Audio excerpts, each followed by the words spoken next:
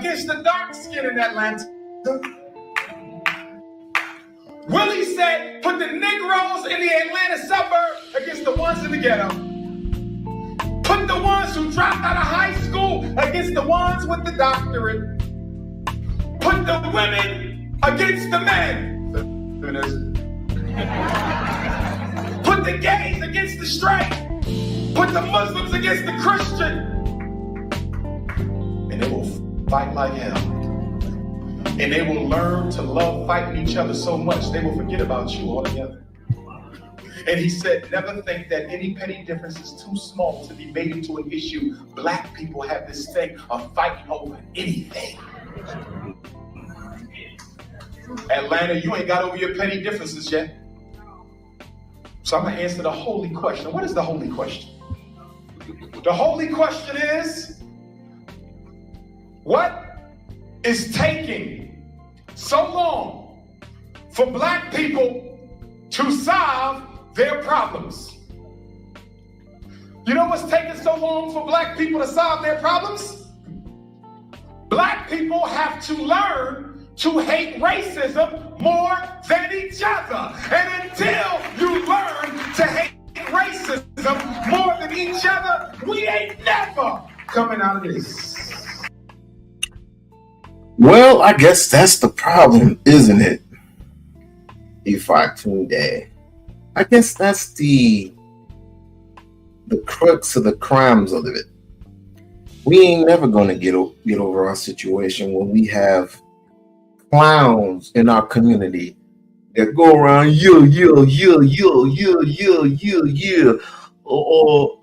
that bitch ain't nothing but a hold on, but you get a prost, you get you a suitable hole, undercover hole, prostitutes. You know, you got to spend money on what but a hole, escort. That's what you need. That's what you motherfucking need. Then I'm gonna talk about some people that, you know, I hadn't even seen in my lifetime. You know, King Von, he ain't shit at that woody woo. Man, Nipsey Hussle was a gangster motherfucker. But everybody praised him. Yet he cannot sit still. This crackhead motherfucker cannot sit still for shit. This crackhead, cockeyed son of a bitch can't stand still for shit. And I'm here at the nerve, the alligator gall to come after Umar, of all people. It's a money grab. It's a situationship where if you need money, this is what you're gonna do. You're gonna look to see, because he has admitted this before, you're gonna look to see who got money, who's more popular. Then you either going to challenge him or work for him, work with him or work against him. Ain't nobody working with no motherfucking Umar. Are you crazy? Not this crackhead, cockeyed son of a bitch. Not this dishonest. I can't say dishonest because he is honest. He's dishonest and his O's are dishonest. But how? And then you gonna have the nerve to challenge Umar to a fucking duel. You crazy. Y'all know what I'm talking about. Let me show you what I'm talking about. Because I can't spend too much time on this because I got shit to do. Here you go, this bullshit. Himself a doctor, and we don't know what PhD got. It's already bad enough to boy call himself a doctor.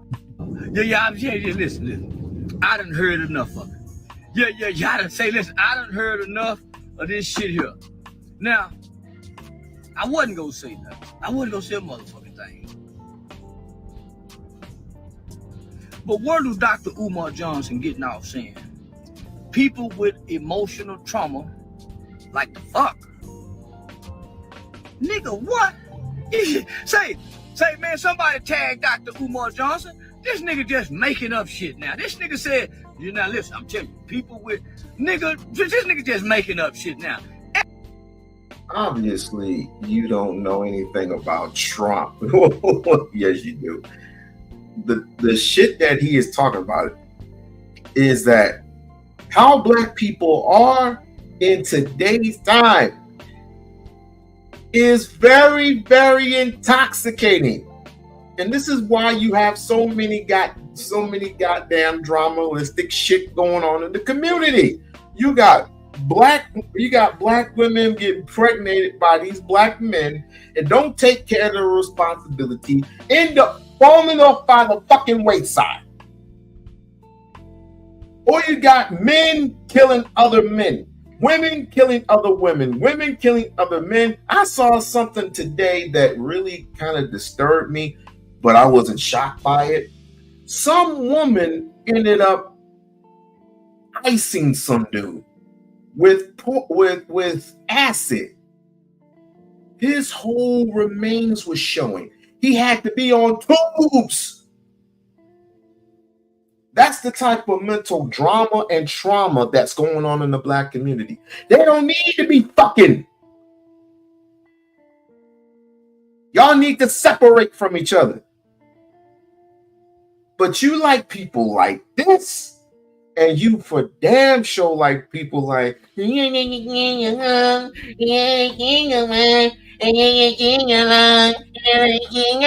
that's what Negroes love nowadays.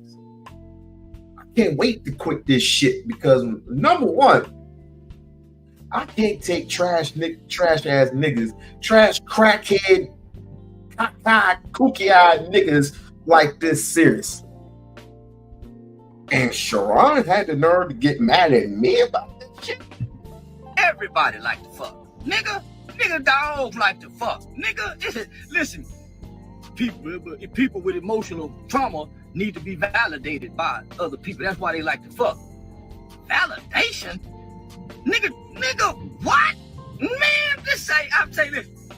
You nigga listen to Umar Johnson say, man, you nigga stupid. Let's think about what this nigga saying.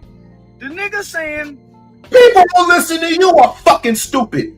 People who interview you are fucking stupid. But they just like attention. They just like hormone. They're hormones. They like this type of attention.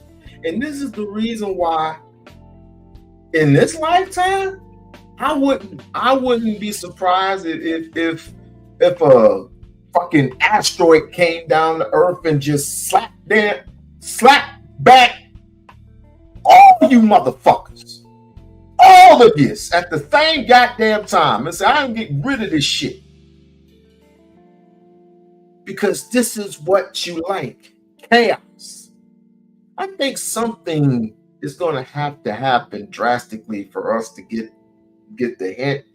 Like not supporting people like Charleston White, not supporting people like Sexy Red. Oh God. Not supporting people like not Nicki Minaj, even though Nicki Minaj is a fucking copycat of not Meg Thee Stallion, but I'm losing names. Not Meg Thee Stallion. Nicki Minaj is a suitable copycat of damn, I can't even remember the damn name. Holla. I can't even remember the fucking name, but anyway. She's a copycat of a copycat of a fucking copycat. We can't have people in the community like Sexy Red. You know why? Why in the fuck would a school call this hoe up, right? Call her up to talk to children. And I'm glad it didn't happen because she came in there smelling like weed. But then I did not know this. She came in with she has a lip gloss named out of STDs. And we're supposed to take niggas like y'all serious. Goddamn. Black people got so much emotional trauma that they like to calm.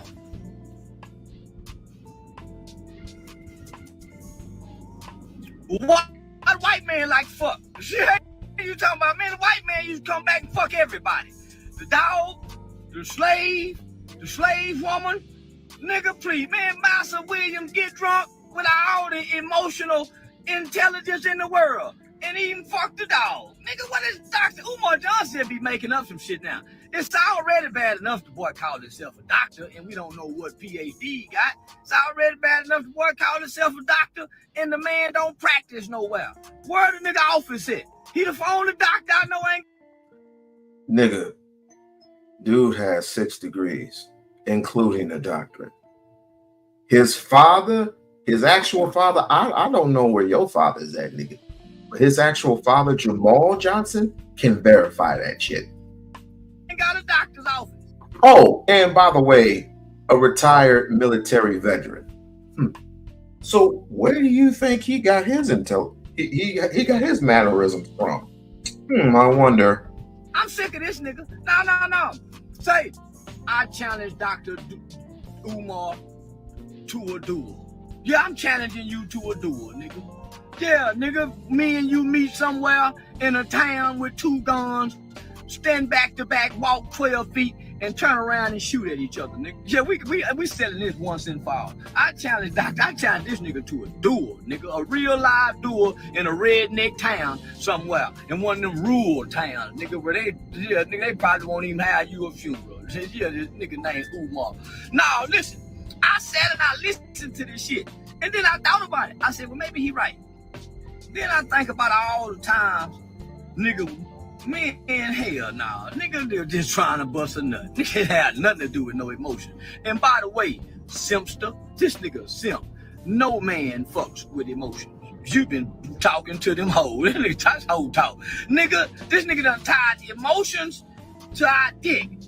Why they do that? Nigga, there ain't no emotions tied to a nigga dick. Niggas trying to get healing through his dick. No, we ain't. Nigga, please. Niggas damn near half-ass sick with that dick, perverted with that dick. Nigga trying to get him one out. Nigga ain't trying to be validated. Nigga trying to get snot knocked from that motherfucker. Nigga talking about validated. Man, please, I'm trying to get snot knocked out that motherfucker. I ain't got nothing to do with no validation. Nigga, please. I wasn't molested. Fuck, my dick ain't got... Yeah, I wasn't molested. I'm trying to fuck through trauma. Nigga, please, that's a nigga that's been molested. It's like Hassan Campbell. He fucking through trauma. Not me. Hell are you talking about? Say, I'm telling y'all niggas sitting up listening to that Dr. Umar Johnson shit. Nigga, your kids go start being autistic. Keep listening to that nigga that's a doctor and ain't got no practitioner, no motherfucker world. He can't even give you no sign-in sheet. Motherfucker been signing in to listen to him talk. Hell are you talking? Man, nigga he's just saying this goddamn thing now. In his heart, man, that nigga growing, man, ever since that nigga got them 3 bitches, he ain't been the same. He been talking like a bitch. No, man, please. Hell no. Nigga ain't nowhere in the world nigga walking.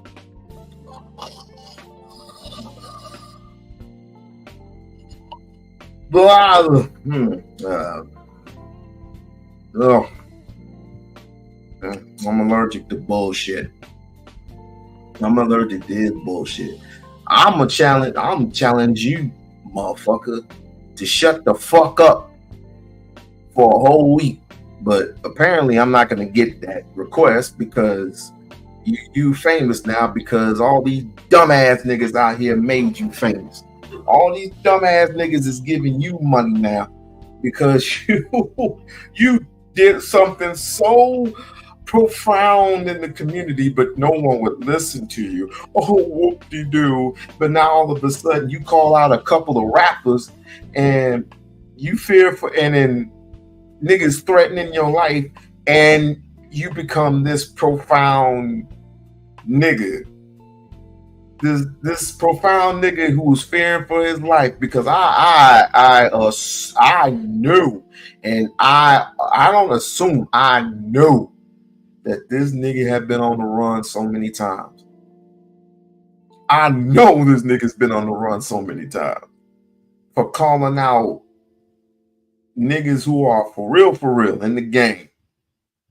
I'm amazed that he is still rolling around. I am amazed. Shit, I'm amazed that Jaguar Wright's still rolling around the way she's doing. But the difference between him and Jaguar Wright been in the game for so many years. This nigga is a fucking YouTuber. He ain't no Jake Paul. He ain't no fucking Jake Paul. This nigga's a wacko. If you don't believe me that he's not a wacko, check this shit out, yo. check this shit out. Let me see. Nah, put that in it there, right here. Right fucking here. Not your boy Charleston. That boy been arrested for 1 count of animal cruelty and another count for assault with a deadly weapon. Jesus. Let's get into these charges. He was picked up today. 1 count of cruelty to non-livestock animals and 2 charges of assault with a deadly weapon. Now, the livestock animal is crazy because if you pay attention to Charleston, he's always online with a dog. He seems to be very fond of pit bulls, but I will say he is no stranger to cruelty against animals. He told a story one time about it was a dog. He was scared it was gonna hop a fence, and he took a fireplace poker and hit the dog in the head and killed it. And he tells this story online all the time. So to hear that, you know, he's able to do cruelty towards animals is not really a surprise to me because he told that story multiple times and he thinks it's funny. But wow. Just imagine what white people feel. If you hurt dogs, just imagine what you would do with a human life. Although he's gone multiple places and challenged multiple people. And he would say he would do anything to get that money. Even if it was the cost of his own life. I am still shocked that he'll be standing. at the same time, he does always have a new pit bull every time you see him online. Now, when it comes to assault with these deadly weapons, we also know Charleston has been online showcasing all of his firearms. And he's also online in multiple altercations with people all over the internet, from T.I. and his son to multiple rappers that he's online talking about. He snitched on, he maced Soulja Boy in the face. So he has a lot of people that he's getting into it with. And of course, he's always looking to do harm back. We just saw him at his comedy show.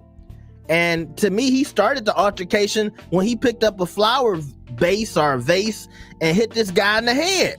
And next thing you know, they was jumping Charleston, and all Charleston was trying to do was protect his little money that he got for his show. So we know none of this stuff that Charleston is being accused of is, crazy. It's not shocking. This is just Charleston White. What do you mean it's not shocking? The nigga went on a terror spree. First, he's an activist. Okay, cool. First, he's an activist. Then when he wasn't getting that much, he wasn't getting the attention, he became this, I'm on a pursuit against hip-hop artists who are gangsters and this and that. Went after T.I. and his wife. Went after Vaughn, went after Nipsey Hussle, and he caught some motherfucking attention. Then he ended up on Anton Daniels Live, and that was crazy enough. And then now he's getting this crazy ass. He fucking, he, interviewing with white hoes, from white to black to Hispanic to midgets. This dude is a straight clown. I can't take him serious. And Dr. Umar ain't gonna take him serious neither. E5, Dr. E5, you hear my voice. I know you watch YouTube. He proclaims he doesn't watch YouTube, but I'm telling you right now, please ignore this ignorant, cockeyed, bitch ass nigga. I'm really getting sick and tired of these dudes, man. I'm really getting sick and tired of them. He don't do nothing. He don't do nothing ordinary that the next nigga do. He just want that. He want that much attention, and I'm thinking, I'm barking on the fact that one of these motherfucking days, he get his just motherfucking due. I want him to get his just due. He's a waste. He's a waste of space, waste of black fucking skin. And not to overdo it, Sexy Red, a waste of black fucking skin. Yes, I fucking said it. I don't want to be, well, you're biased. I just mentioned Sexy Red's name. Little Kim, by the way, Little Kim and Foxy Brown. Shouts out to Foxy Brown. It didn't get heavy until Nicki Minaj came out of nowhere and replaced Little Kim, right? And now you have copycat out of copycat out of copycat, and it's getting worse and worse and worse and worse. And children are hearing this shit. Motherfucking children are hearing. They're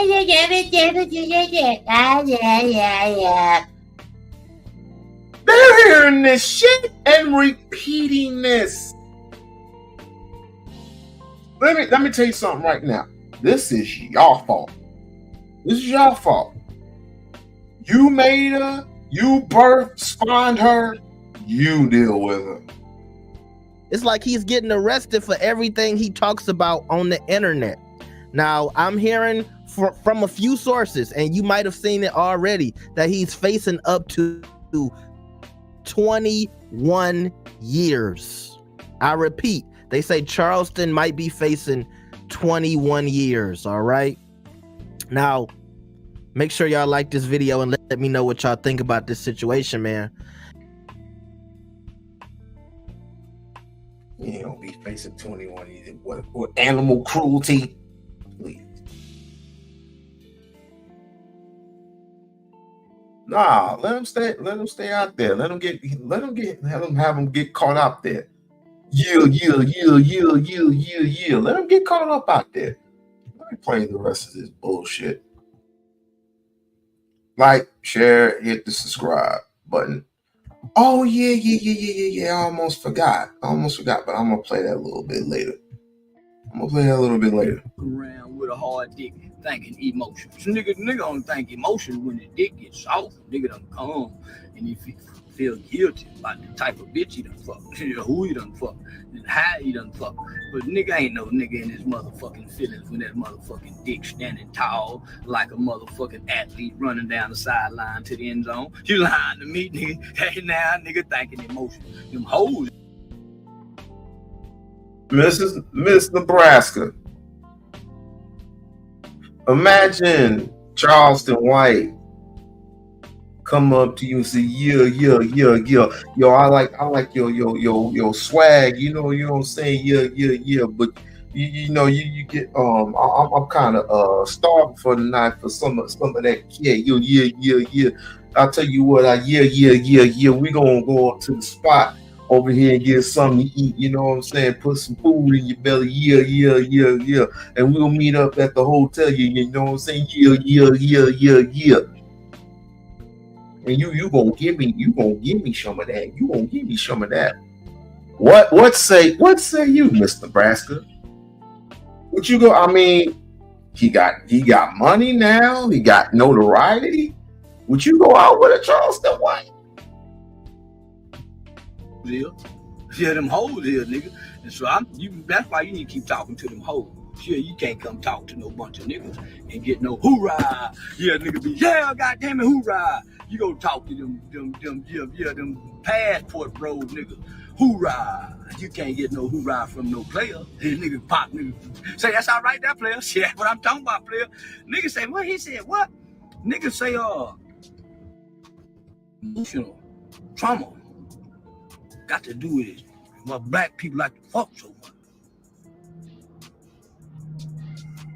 Nigga, I was a little bitty boy with a hard dick. You lying to me, nigga. Before I even knew what the world would mean for nigga, I had a hard dick. You lying to me. I've been a stud all my life. Yeah, I've been a nigga. I've been a Leroy kind of nigga all my motherfucking life. I don't know nothing about no motherfucking feeling.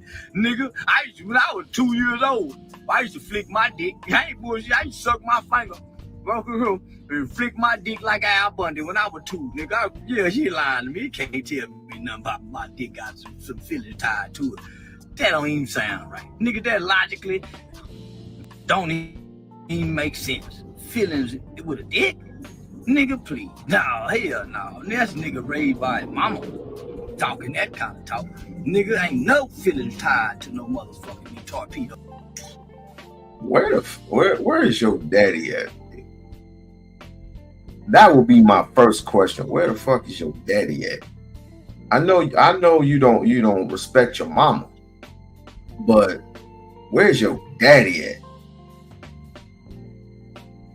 I can tell you Umar got his daddy.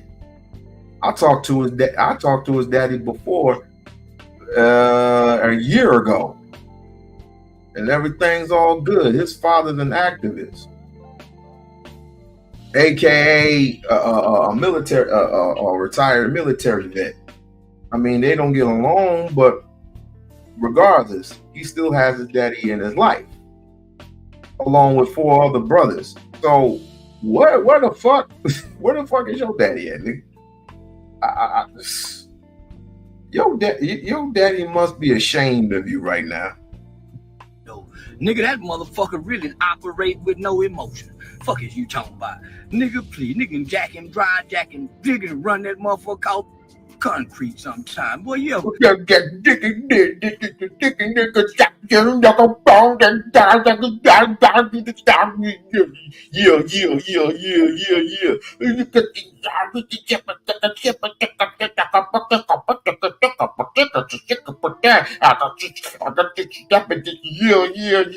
You wanna be with a nigga like this? You wanna be with a nigga like this? I am appalled. I am shocked and appalled of who is with this nigga right now. Take away his money. Take away his fame. What do you got? Hunched the hoe with blue jeans on. When them hoes used to wear them motherfucking me goddamn Jordan ass jeans back when we were in our day, and nigga used to pull his dick out and try to hunch that girl with them jeans on and scratch his dick up like a motherfucker, grinding up against the motherfucking britches where that warm spot is, trying to see if that motherfucker get wet through them britches. They call it a chafe dick. Yeah, that's the only time that dick got emotion to it, when he chafing. Nigga, that motherfucker be hurting. That motherfucker swole up because you scraping him and rubbing him in the name of dry humping against a woman pair of jeans. Nigga, that's the only time that dick got emotion and feelings to it. That's because it's hurting. And when it's burning, that motherfucker burning, nigga, that motherfucker got some feelings then, that motherfucking dick. But other than that, if a nigga ain't burning, he ain't got no motherfucker feeling tied to his dick. Umar, you just making up shit now.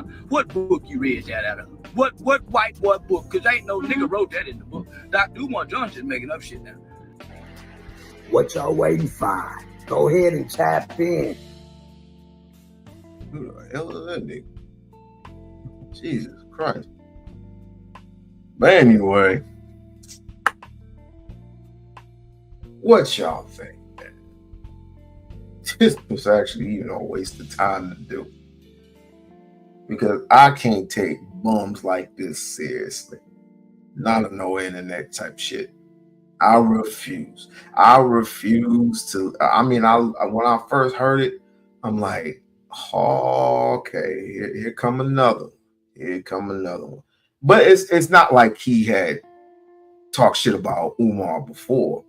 Everybody talks shit about Umar, but this nigga here, I was like, I had to get him. Now I'm regretting it. Now I was like, I don't even know why I even wasted my time, because again, you know what? I was gonna come out with this tomorrow, but I might as well just come out with it right now. I might as well just go ahead and just come out with the shit right now. Here's him in this ragamuffin whore. All right. He does his own podcast now. Where he sits these crazy ass women on the couch, right? And he has his discussions with them. He tries to fuck them afterwards, but here you go. Right here. Hit one car to the other car. I was thinking about fucking you earlier, but I won't fuck you. I wouldn't dare fuck you. Why? We just would have to be friends. Why you ain't in training? Graham, I go by Nicole Traffic. But I'm from Memphis. They call me Memphis. Look at this ugly bitch. Look at this. What the fuck?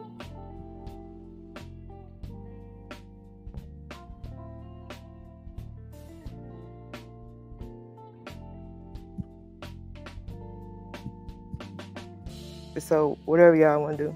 Yeah. So she go by Nicole Traffic on and off Instagram. Yeah. And tell them what the traffic mean. Cause you always what? In traffic. And you say you rap. I'm finna start. But yeah, she finna start rapping next month. But I'm gonna talk into quitting this month. Yeah. So you got something better for me? Yeah, I got something way better for you to do.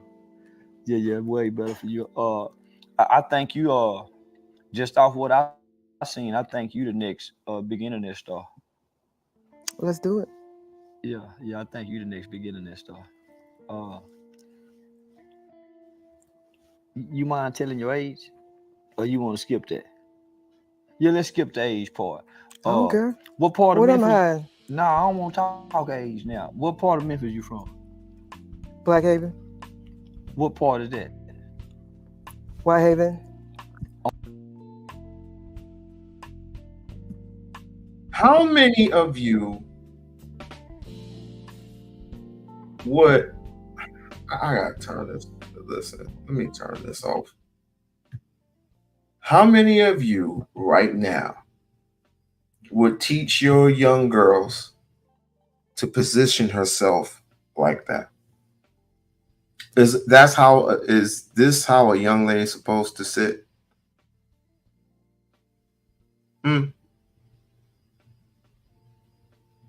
Is this how a young lady is supposed to sit?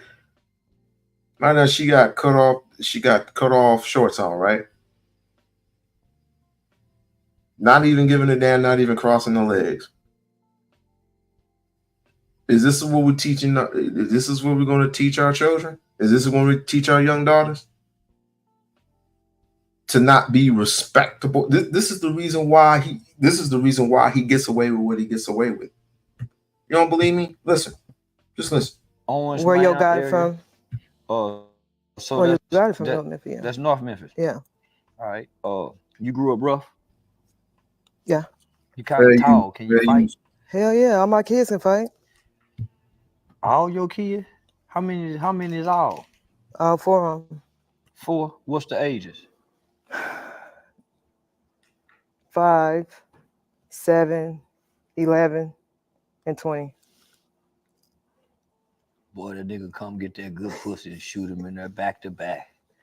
Oh, you trying to hold on. Yeah. I tried to. No, I listen. I'm gonna pause the story. Yeah, I'm gonna pause the story right there because I think that's a good pausing point to kind of dive and indulge into some things. So you got a 20-year-old, and then you waited what, almost 10 years to have another? 10, 20, 11. What was different between the first baby daddy? Cause that second baby daddy, them all history, ain't it? What's the difference between that first and second baby daddy? 1 white and 1 black. Which one white? The oldest. Oh, the first baby daddy one, white? Yeah, he's white. When did you? That's why you should. Yeah, that's why you was over here fucking with nephew today. Then when you have? What age you started having a thing for white boys? In school. You went to school with white people? No, my sister had a white boyfriend. I said, "Damn, I'm gonna try it," and I did it. One. This girl has no She's slow. She seems like she is slow. Only thing she good for is fucking. I guess this is his speed. I guess. Time? A couple times. No, we had a baby. I'm saying, have you had more than one white boy? A relationship? Yeah. Have Yeah, you just dated one. more Yeah, than just one. white boy? No, just one. Okay. Yeah, so once you go white, you don't stay. I You ain't come stay. on back. You come on back to the slave quarters. stay. Depends up that goddamn body. So listen, so the 20-year-old. So then here come the nigga. I call him the nigga. What's up, baby daddy? So we call baby. Here come the nigga. What was different about the nigga? And you know, I know the white boy different, but what was different about the nigga where he get to drop 3 off in you? Well, the white baby daddy. First time I hit him, he didn't do shit. So what's up? First time you hit him, what you mean gave some pussy? Punched him. He didn't do shit. When I hit him, he didn't do shit. So What was he supposed to do? shit, I'm used to fighting. Oh, this gonna be interesting. You used to fighting your man? Yeah. What I'm used to have to fight. So listen, we're gonna get to that. What did the white boy do for you to hit him? Where you hit him at? In the mouth?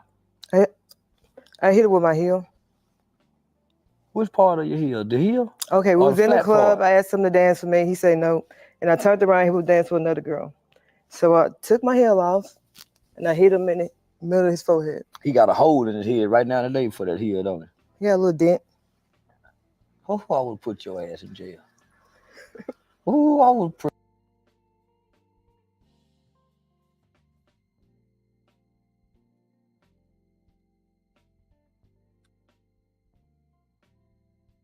People often say I'm not for the men's in this space.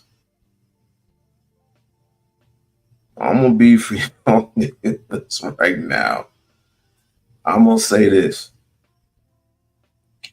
If this is the woman that you want to submit to you, if this is what you're talking about, if this is who you want to pump and dump with, if this is the type of woman you want to have relations with,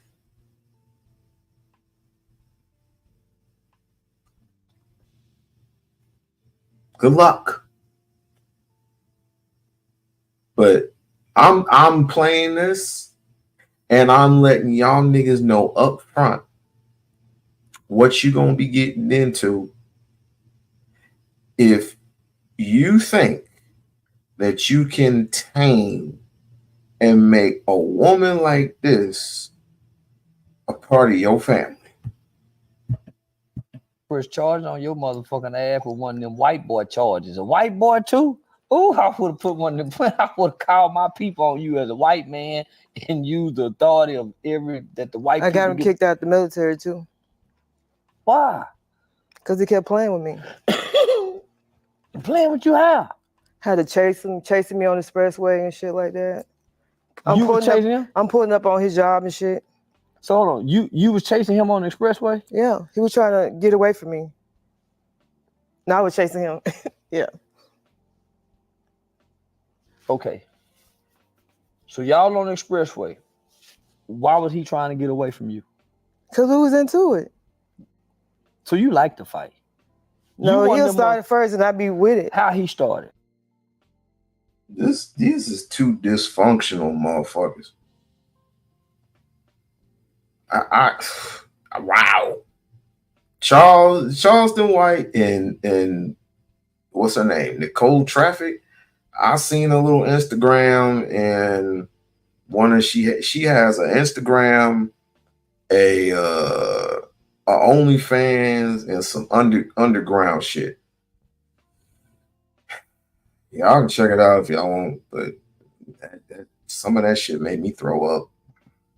Cause he'll do something. He'll call say, I don't want to talk about it. Nope, he'll pull a bitch picture up, be like, yeah, look at this girl. I know her. Oh, that white boy kind of shit. Yeah. This bitch is You bad. do She that got a white fat boy ass. kind of shit. The next thing you know, he And I got fuck him up. I flood his whole house.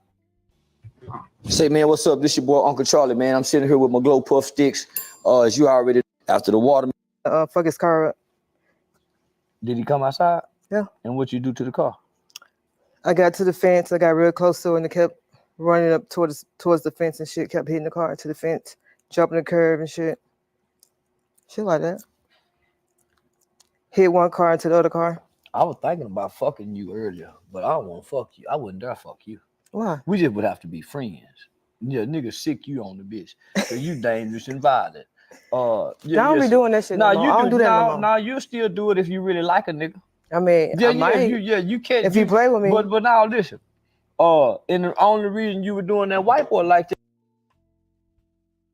Y'all want to be in a relationship with that bitch. Yeah, I can see it right now. Y'all want to be in relations with that bitch. So I can tame her. Yeah. I can tame this bitch. Yo. She'll be my bitch for real, for real. Yeah, go ahead and try it, dumbass. Go ahead and try it. Y'all, if she admits she likes to fight and fuck, that sounds like a episode off of Black Dynamite. Fight. And she like to do all that shit. What the hell what type of what makes you think you gonna live forever long term? Gonna be in a long-term relationship with a woman like this. Legs all spread the fuck out. Don't even give a fuck. This is what you want? This is what niggas in this space what they long for? Is this what this is? Is it the whore of Babylon? That's what you want? This is what you want, the whore of Babylon. Two dysfunctional motherfuckers. One got his fortune and fame off of calling niggas out. And the other one, well, quite obvious. Yeah, because that white boy could fuck good. If the white boy was a mediocre kind of fucking nigga, ain't nowhere in the world he'd be getting sit upside the head. And you wouldn't give a damn about him trying to get away. He tried me first. I asked him for a dance. He said no. And I turned around, he damned somebody else. Of course, you deserve to get hit. What kind of dance? A lap dance? No, he was just partying in the club like this. I'm like, hey, come dance with me. He like, no. Was y'all into it? And I turned around. Was y'all we went into it. We went into it. And I turned around, and he danced with another bitch like this. And I'm like, they kicked both of us out. Did y'all leave and go home together? So let me get this straight. A white, I guess, a white boy didn't want to dance with you. So you got upset, didn't even bother to think, well, he don't want my attention, somebody else can get my attention. None of that came to your mind. Red flag. Then you go up to the white boy and hit him upside the head with a shoe or whatever. You better be glad he was white. Because I can see niggas right now getting very flustered and very angry. And both of y'all would have went to jail. But is she with it? Is she with it? She with it. And this is the type of bitch that don't mind scars. Don't mind scars at all. Don't mind getting roughed up as long as you paying her. As long as you paying her, the hoe gonna be the hoe. It is what it is. I could give a fuck less about people like this because they are unturnable. You can't turn this. The only thing you can do, and I'm being civil about it, the only thing you can do at this point is try. tried to give him some advice. I tried getting certain niggas advice in this space. It gets ignored. I'm letting you know now. You ain't turning bitches like this around. You can't. It's undoable. And she's what? Damn near close to 40? Charleston is close to 50. This bitch is close to 40. You can't change these motherfuckers' minds unless something drastic happens. And even in that light, I don't think they would care. They will keep doing what they're doing. If you don't believe, go to Instagram. I dare you.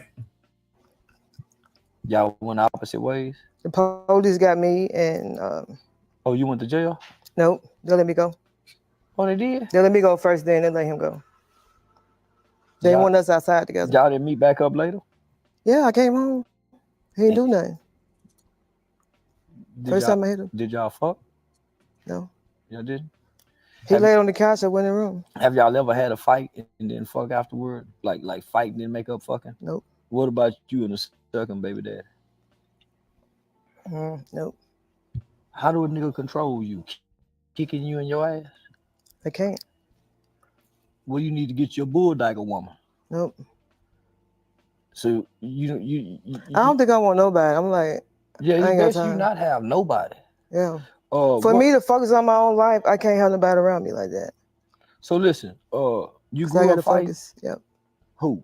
Fighting who? Everybody, sisters and brothers. How many was People at y'all? school. How many sisters and brothers? 5 of us. 5 of y'all. And where you fit in the age spectrum? Second oldest. You the second oldest. And you think you tougher And I was than, the only stripper in the family, though. It's and kind you, of crazy. Yeah, you the black sheep. And you think you tougher than the oldest one. Yeah. Yeah, you think you can whoop the oldest one. So you stay trying to prove that you can. So the oldest one got to show you You can't right. whoop me. And you really can't whoop the oldest one. No, dysfunctional families. There are some dysfunctional families. There are some that mainly most of the people in your family, if it's like that, you can't be saved. And the ones who really are inspired to do something, it's just like Boys in the Hood, right? With Doughboy and Ricky. Now, Doughboy and Ricky were brothers, played by Ice Cube and Morris Chestnut. And of course, Cuba Gooding Jr. played the Good Samaritan, the good friend. So Ricky was inspired to doing something, right? He was inspired. He had good grades. He always came home with good grades.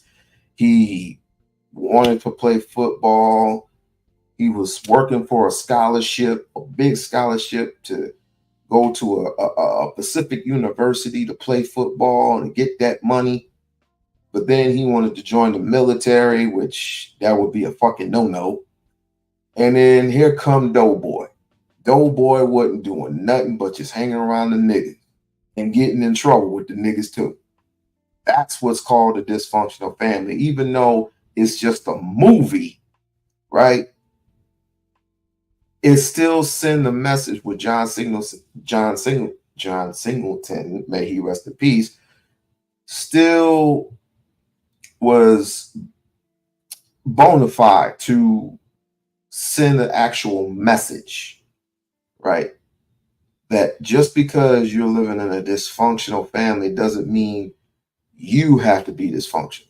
But yet, don't be surprised if you got that one brother or one sister who wants to continuously bring you down to their level because they're not getting the type of attention that you're getting, the type of success that you're getting. But luckily for Ricky, he had somebody by his side who had the same mentality as him. Luckily, in parts of LA, that's rare. That's rare indeed. Now, I'm not I don't know shit about her. I don't know shit about her family. Quite frankly, I don't know and I don't care. All I know is she proclaimed to be the only stripper in her family. I'm going to ask you a question. Nowadays, in these days, do you think that's successful? Or do you think that, I don't even know how to word it. Okay. Do you think what she's doing right now is successful? Or do you believe that it's dysfunctional? You just think you can. Yeah, she used to fuck me up. Yeah, man. Little brother, little sister can't have one big sister. You got the hell no. So you go take it out on everybody else. Where you see men and women fight at? Who in your family? My auntie and my mama and her boyfriend. So they used to fight all the time. So your auntie and her boyfriend? Every night it was a fight. Your auntie and her boyfriend? Yep. And then your mama and her. See what I mean? My grandma and her boyfriend, she'll come outside shoot. You got one of them kind of grannies. Yeah. Throw hot grease on a nigga. No, she would hit her boyfriend with some soap and a sock or something. Beating him or something like that. The prison shit, military shit. Because he's a pee on himself. God dang it. That reminds me of Full Metal Jacket. If you haven't seen Full Metal Jacket, you need to see the first 20, 25, 30 minutes of it. Because it was this dude that was so mentally challenged that he got challenged every single night. Not only by the sergeant, but every time he fucked up, everybody had to do everybody was punished because of him. And so one night, he ended up taking soaps and wrapping around a towel or whatever and just letting him have it. Just letting that dude have it. And then the dude he actually lost it. And so he ended up doing everything right. But his mind got warped. And so he ended up killing the sergeant that night and ended up killing himself. Full Metal Jacket. Gotta see it. So she used to get mad. He one of them drunk niggas getting in bed with her. Y'all grandkid make fun of granddad. He used to pee on himself in front of everybody. And she y'all you real ghetto then. That's the shit I used to see in the hallway. I'm trying to see what the fuck going on. Real ghetto, ignorant nigga, violence. Everybody that comes sit, your sisters and everybody can fight. Your cousins and everybody can fight. Everybody fighting each other. The aunties, everybody fighting each other. And then when y'all go to school, can't nobody fuck with y'all because y'all been fighting in a half for y'all even come out. I was your nigga, I would be best friend too. That he can't beat you no other kind of way. He got to get with that nigga so he can find a cheat code to settle your motherfucking ass down. And the only way you settle down, nigga got to whoop you with good dick. Other than that, you ain't gonna listen. Nigga can't jump on you. Nigga got to hold you. That good dick is not gonna last that long. So you gotta know something else. If you fight every day, you can fuck every day. Fuck is you talking about? You ain't getting shit. That's all it's about. You piss me off, you ain't getting shit. I don't give a fuck, nigga. Man, please. That's what. You gotta go fuck somebody else. And I find out it's up. That's what unpiss you. Did you hear what she said? If you with her and if you piss her off, you ain't getting no box. But if you end up going somewhere and she end up going somewhere and get the box and she find out about it, that's your ass. You better hide it. That's what unpiss you off. Motherfucker kissing your ass and fucking on you. Only thing that pissed me off is my nigga bought some pussy. And I found out he bought some pussy and it really pissed me off. And I think I left him that time. You said the only thing piss you off? Yeah, that's what make a hoe mad. No, that's what make a real hoe mad. Find out this nigga done went and put said, damn, this nigga paid this bitch. Did you hear what See what I mean? Two dysfunctional motherfuckers, and he can get away with calling her a hoe. On camp. That's what a woman, she fucked up by them cheating, but a hoe mad. That's what I'm talking about. That's what make a hoe mad. Yeah. Yeah, you my kind of gal. Oh, let's go back to that motherfucking highway speed chase. Y'all were going backwards down the one way. The reverse to go up the ramp. He tried to trick me so he can go this way. He'll back up. Then I'm kind of gone and he'll back up, trying to get away from me. Like playing hide and seek, like trying. Oh shit like that.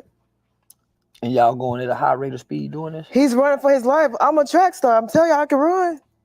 You want to race for 200? 500. What's up? I don't want to do 500. What's up? I'm fast. What you want to do? These feet quick. You want to ask to race me? No, I was just playing. Oh, okay. Oh, but I got somebody that'll race you. Don't worry about it. I got somebody to race you anytime if you really want to race. Do you got a kid that want to fight, the 11-year-old? I ain't got no kids. I don't know no kids that want to fight. You got kids that fight? 11-year-old, yeah. Man, that's why. What?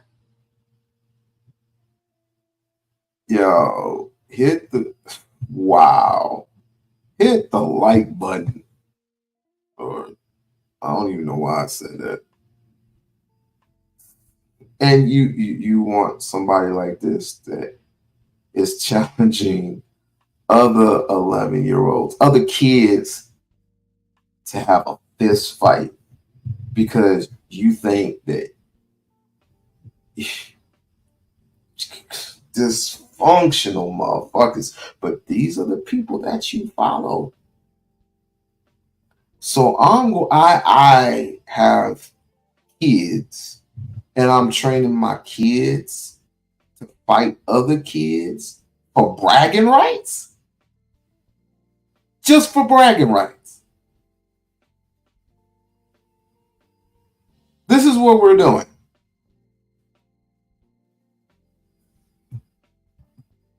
Well, I be seeing that shit in Memphis. Be saying, boy, you little motherfucker dangerous. Yeah, I got her in training though. Yeah, that's what I'm saying. Why you ain't in training? You don't fight no more? I did the strip club shit. Do you fuck good as you fight? I fuck all right. Well, shit, you need to quit fighting. If they pay me how right. to fuck better. You say do what now? If they pay me right, I fuck them right. I knew you were I talking be happy that and shit. Yeah, I knew you were talking. But once you nut, bitch, I'm gone. That's what hoes do. Nigga got I to be pay. in the race. Hoes make a nigga pay for nuts, not I'm time. on the way, all type of shit. Nah, man, prostitutes pay for time. Hoes pay for nuts. Hoes make a nigga, as soon as you nut, it's over with. Prostitutes pay for your time. Yeah, that's why prostitutes were special to Jesus and not hoes. Your hoes can be riding sometimes. This is why I know I'm gonna make it one day, because your hoes can be riding sometime. Yeah. Now I'm gonna do what I'm gonna say I'm gonna do. Yeah. If I say I got you, I got you. It don't matter. I got you. As long as you pay, I got you. You just that means I'm gonna make sure you all right before we go. You just said you gonna make it because this all you got. What's all you got? Got a couple jokes. Make you laugh. I can cook. Yeah, but you dangerous and violent and aggressive and vicious. I said I used to be like that. I don't do it right now. Used to be, but motherfucker try me. I'm gonna get back the same way. And your try might just be a motherfucker just disagreeing with you. Yeah, the motherfucker just disagreeing with you. That might be your try, motherfucker. You trying me. You think you know. Well, I had a girl one time. She tried to. I guess my eyebrow was messed up, and she tried to touch it. She said, "Hold on, let me." I said, "Don't do that." And she got mad. And she told hunger. I said, "Yeah, she got mad because I tried." Bitch, don't touch my face. No, she tried to trying to fix my face. Save my lashes are coming out. Man, these some dysfunctional people, man. I ain't even try to even influence myself to even deal with some shit like this. There's some dysfunctional people, and I'm supposed to take this shit serious. Umar's supposed to take this shit serious. You must be out your damn mind. Let's go to something a little. And again, for those who don't believe in the Willie Lynch letter, read it. Just read it. I'm not asking you to say, "Oh, this is actually the person is actually real." No, I'm not asking you. I'm not asking you for your belief in an actual person who wrote the letter. I'm asking you to read the letter. Read the damn letter and see if and look around and see if it don't hit you the same way what was in that letter. if it don't hit you a certain way, if it don't hit you at all, if you think it's fake, fuck it, don't even read it. But if you look around long enough, if you pay attention of what's going on YouTube, what's going on in real life, and I'm not saying it's everybody, but if you pay attention enough, you will find out that the exact same thing that was written in that letter resonates today. It resonates today. It's been resonating. Like divide and conquer. The light skin against the dark skin in Atlanta. Willie said, put the Negroes in the Atlanta suburb against the ones in the ghetto. Put the ones who dropped out of high school against the ones with the doctorate. Put the women against the men. Feminism. Put the gays against the straight. Put the Muslims against the Christian. And they will fight like hell. And they will learn to love fighting each other so much they will forget about you altogether. And he said, never think that any petty difference is too small to be made into an issue. Black people have this thing of fighting over anything. Atlanta, you ain't got over your petty differences yet. So I'm going to answer the holy question. What is the holy question? The holy question is, what is taking so long for black people to solve their problems? You know what's taking so long for black people to solve their problems? Black people have to learn to hate racism more than each other. And until you learn to hate racism more than each other, we ain't never coming out of this.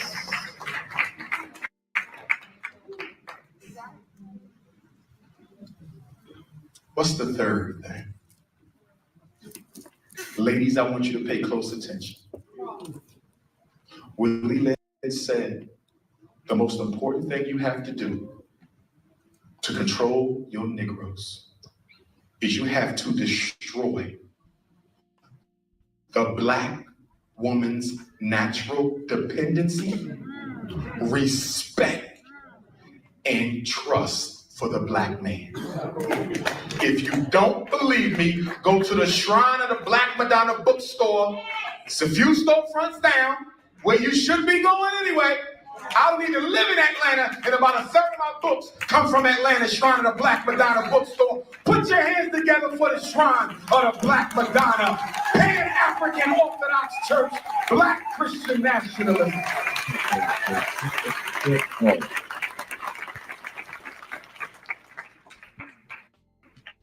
Get that Willie Lynch letter, and you will see that's exactly what he said. But how did he say this had to be carried out? He said, get all your Negro women and line them up. Get all the Negro children and line them up.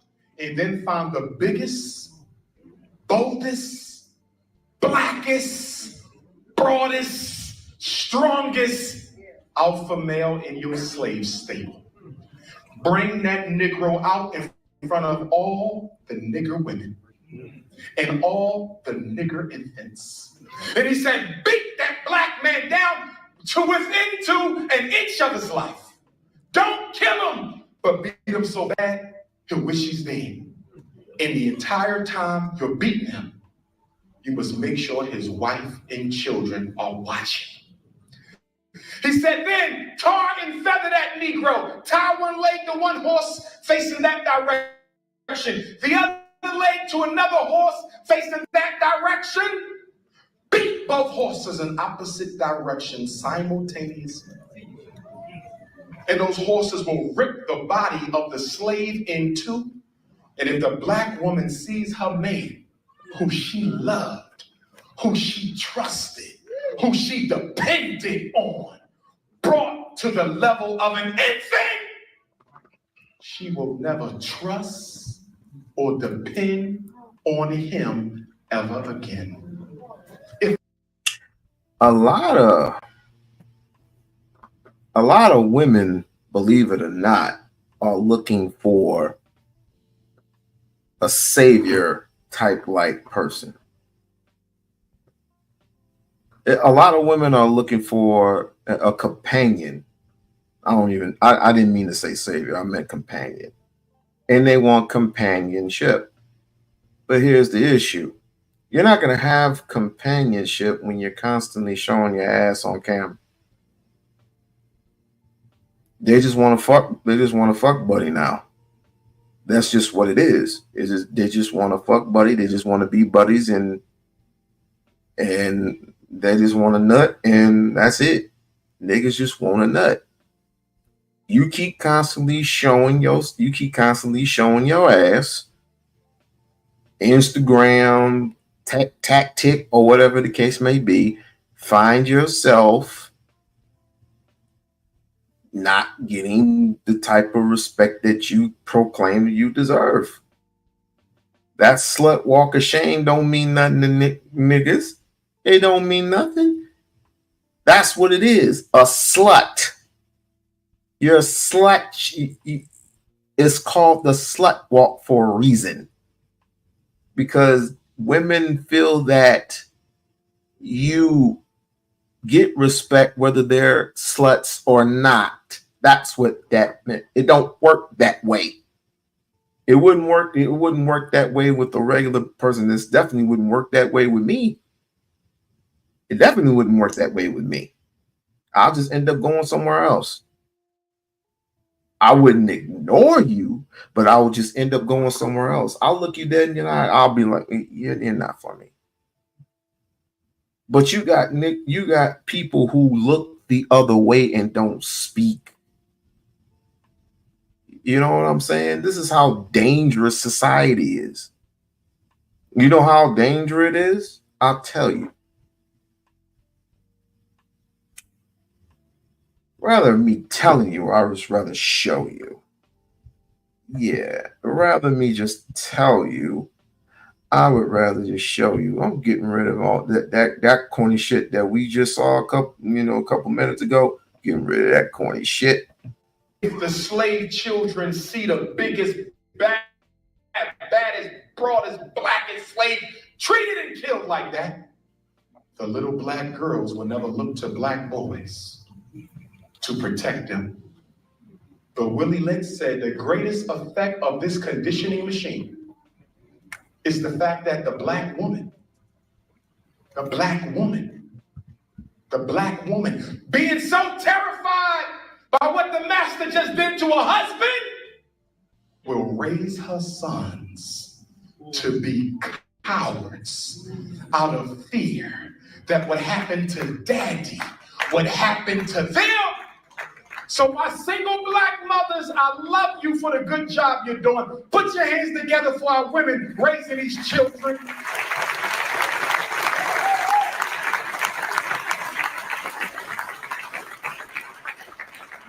But I need you to do me a favor, mothers, married and single. Because some of y'all, when daddy leaves, I got a whole nother training that go on in that house. Don't raise your son to be no coward. God made that boy a man on purpose. And if you don't raise your son to be an unapologetic alpha African male, he will not be able to fulfill his destiny. I know there's a war against unapologetic alpha African males, but I don't give a damn because God made me man. And I'll be refused to let anyone take my spirit because they don't agree with it. And black man, you remain an alpha male. Don't trade in your regular jeans for skinny jeans. I'm serious, brothers and sisters. Who do they send to jail? Effeminate brothers? Hell no. Alpha men in jail. Who they send to special ed? Effeminate boys? Hell no. Alpha males. Do you realize the entire American society is designed to destroy any black man who shows a lack of fear towards white people. Conduct disorder. That ain't nothing but Caucasian disorder. That's a black boy tired of being mistreated by white folks and decided to tell them how he feels. And they made it a disease.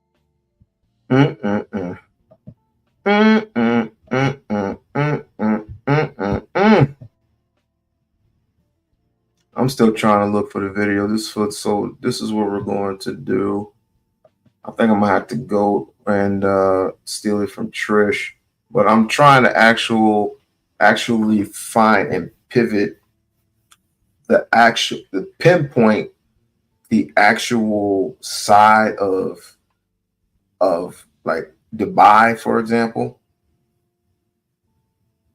And in Dubai, everybody knows, and everybody has researched this, that Dubai is one of the richest countries in the world.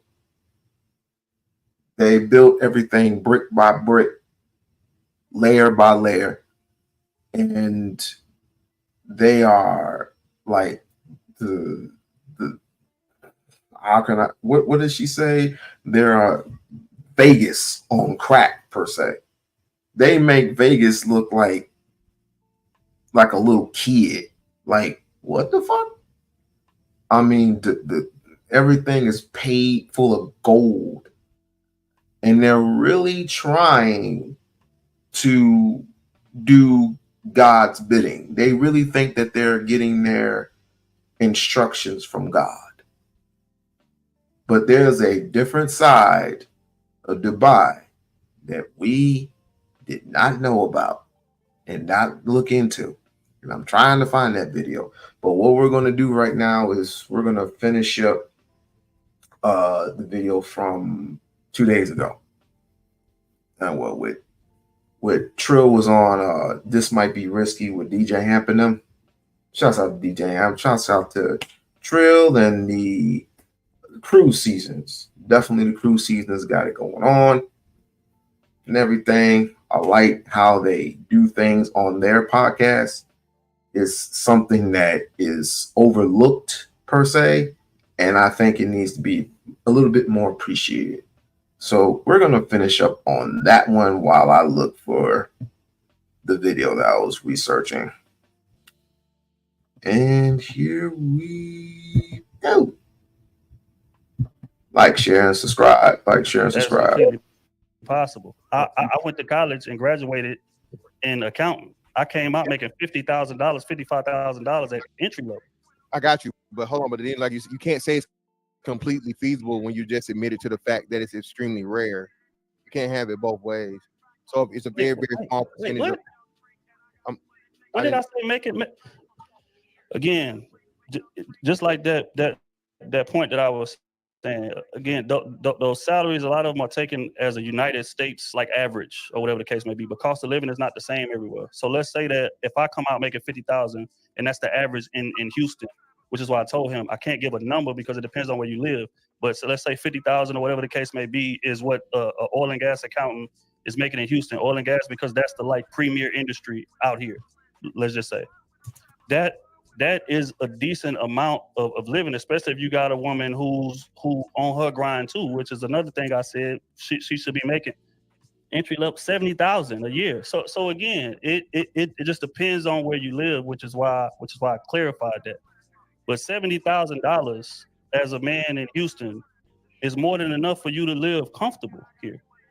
So when you say, okay, how much should he be making? What position should he have? This, that, and the third. That's a loaded question. You can't really answer that directly. It kind of depends on where we are. But that's anecdotal again. Like you go between generalities and me. Generalities and like we have to actually talk about most men. It's not realistic. Most men at 25 are not getting $75,000 at all. They're not. So if that's the metric for Houston, should all the men that are earning $53,000 and are really good guys with really good background and have two parents, should they actually get the same respect than the man that has shit figured out and is head of the pack and is getting those 75 or more? should he get the same respect? That's not for me to judge. That's on the woman that he chooses to date or to deal with. Again, it's about finding a woman who's comfortable with the lifestyle that you can provide, which is what I feel like a lot of men drop the ball in. If you out here making $50,000, but you targeting women who would be at James Harden's private party after the basketball game, or you targeting women who are trying to get a Drake invite backstage after a show, you will be sadly disappointed. You will not be able to capture that woman. What are you looking for? What You are are doing it. You literally did it again. How many women go to James Harden party or getting invited by Drake? There's a very small percentage. Wait. How? No. Because you missed the point. How many men are targeting those type of women? Trill. If No. Answer the question. I don't know. I don't know the number. Talking about men. Wait. When we get to talking about men and the type of women that they desire, most men desire that type of woman, and that's the problem. They desire to fuck them. They don't desire to cuff them. And Trill, you've been around before you got married. One second, Trill. Just because, 1 second. Did you fuck woman before you met your wife that weren't wife material, but they were attractive enough for you to put your dick inside of them? Did you do it? No. So you didn't do it? No. All the women that you had sex with were respectful women that you saw. What are we getting at here? If he didn't have sex, if he didn't have sex before marriage, if he didn't have sex with a woman before or after he met his wife or whatever the case may be, what? And he's married now. He's married right now to the woman of his choice. And we can only specify that he has done no wrong. We can only specify that. So I'm really trying to get the message. What is the message that you want to send? Is what we're still trying to figure out what the message Fatty is trying to send. Are there good women out there? Or aren't there?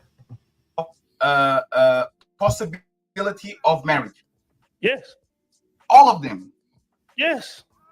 Hey, maybe I'm wrong. I thought that you were the football star, the guy that gets hold of the woman and all that. Right. Your body on the street. Right. Meaning that I have my choice of women who I could have sex with, no? Yes, but that's the thing. And this is why we need to talk about body count a lot, right? Is your body count less than 10, Trill? What difference does that make? No, this is important. This is actually very important for the conversation's sake. Is your body count less than 10? No. Is your body count less than 30? Bro, what difference does this make? Let's be man. Let's answer straight questions. Is your body count less than 30? What the fuck difference does that make? So, okay. What the fuck difference does it make? How big or little his body count is? What the fuck kind of point? What point are you making? You're starting to piss me off now. What point are you making behind all this?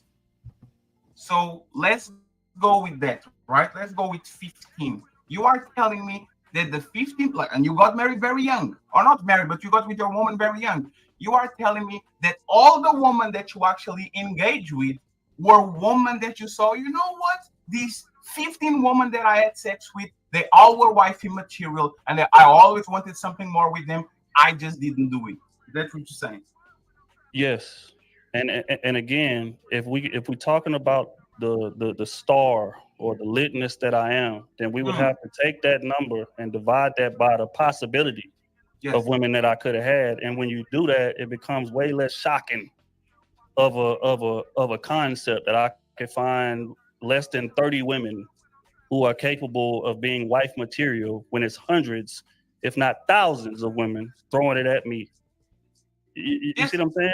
Yes, and this is why I'm keep talking, and I'm going to accept what you said. I'm not going to even try to fight it. But it's astonishing to me that the 24-year-old, the 23, 40-year-old, whatever the age you are, always engage with women that were ready for relationships, especially at that age, knowing that most of these women are not thinking about marriage at all by that age. So if you found 10 women that were marriage material, that were marriage minded, that were engaging in you on a long-term commitment at 21, 22, 19, 18, 23. I think, with all the respect, sir, that either you are an extreme outlier, right? Or you are not telling the truth, because with all the respect, women that are fucking around at that age are not looking for marriage. They are delaying and delaying and delaying. And that's why the average age of marriage is 29, is not 23. So again, you are moving the goalpost yet again. First, you asked the women that you dated, would you have minded being with those women long term and things of that nature? Yes. And I said, sure. And then you said on the back end of that, so I guess kind of slam the hammer home, were those women ready for marriage at that age? And then I say no. And you say, aha, got you. I wasn't ready for marriage at that age. I was young. So again, it's a difference. Just like I said, they weren't finished products. You're saying, were these women ready for marriage? No, they were not finished products. I wasn't a finished product, but I had accomplished some shit up until that point that would cater to my potential of being reaching my finished product one day, which echoes what I said earlier in this same podcast. As a man, you do not have to be a finished product to start running into women. You just got to be accomplished and have actionable steps and check boxes checked off when you meet somebody. So again, how is that an aha moment when you shift? I 100% agree.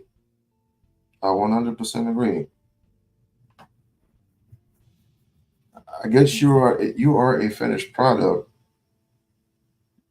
when you are educated, got a job, a doctorate in something, or you got a full-time job doing, or a career, actually, fuck a full-time job, a career in something, and then you meet the girl that you want to be with, or she wants to be with you, however the case may be, and she relatively her mindset is on the same goal. And so when you come into the middle and you meet with each other, and you have conversations back to back, night and day and night, whatever your schedule is. Sometimes with Biddy, sometimes we have a little bit of time to ourselves, you know.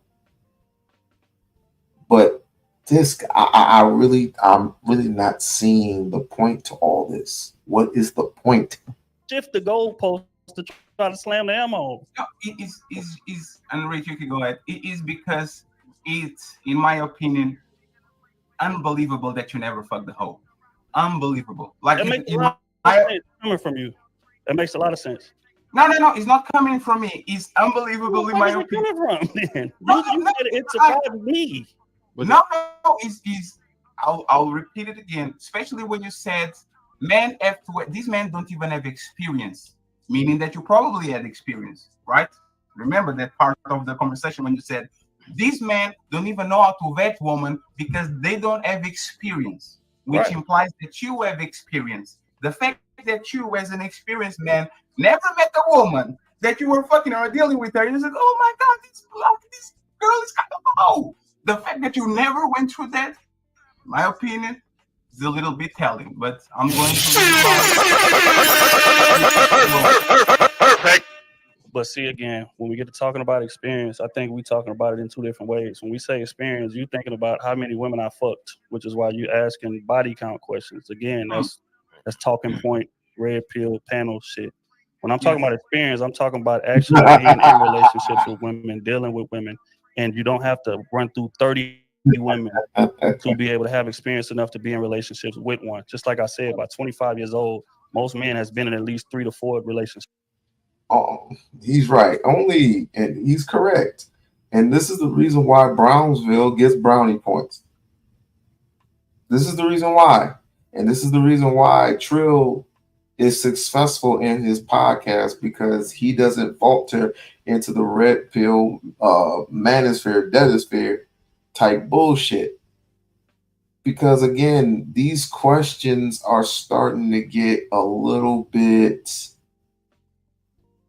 contradicting and condescending. Like, what is the purpose of your questions? What is the purpose? I have what I have. So what does it? I have what I have. He has what he has. We're both married. So what does it matter? What does it matter? What you should be asking? You should be asking those questions to someone who is single. That would make a little bit more sense. So again, it's just about paying attention, learning women, figuring out what it is that you want, have an actionable, experience to pull from.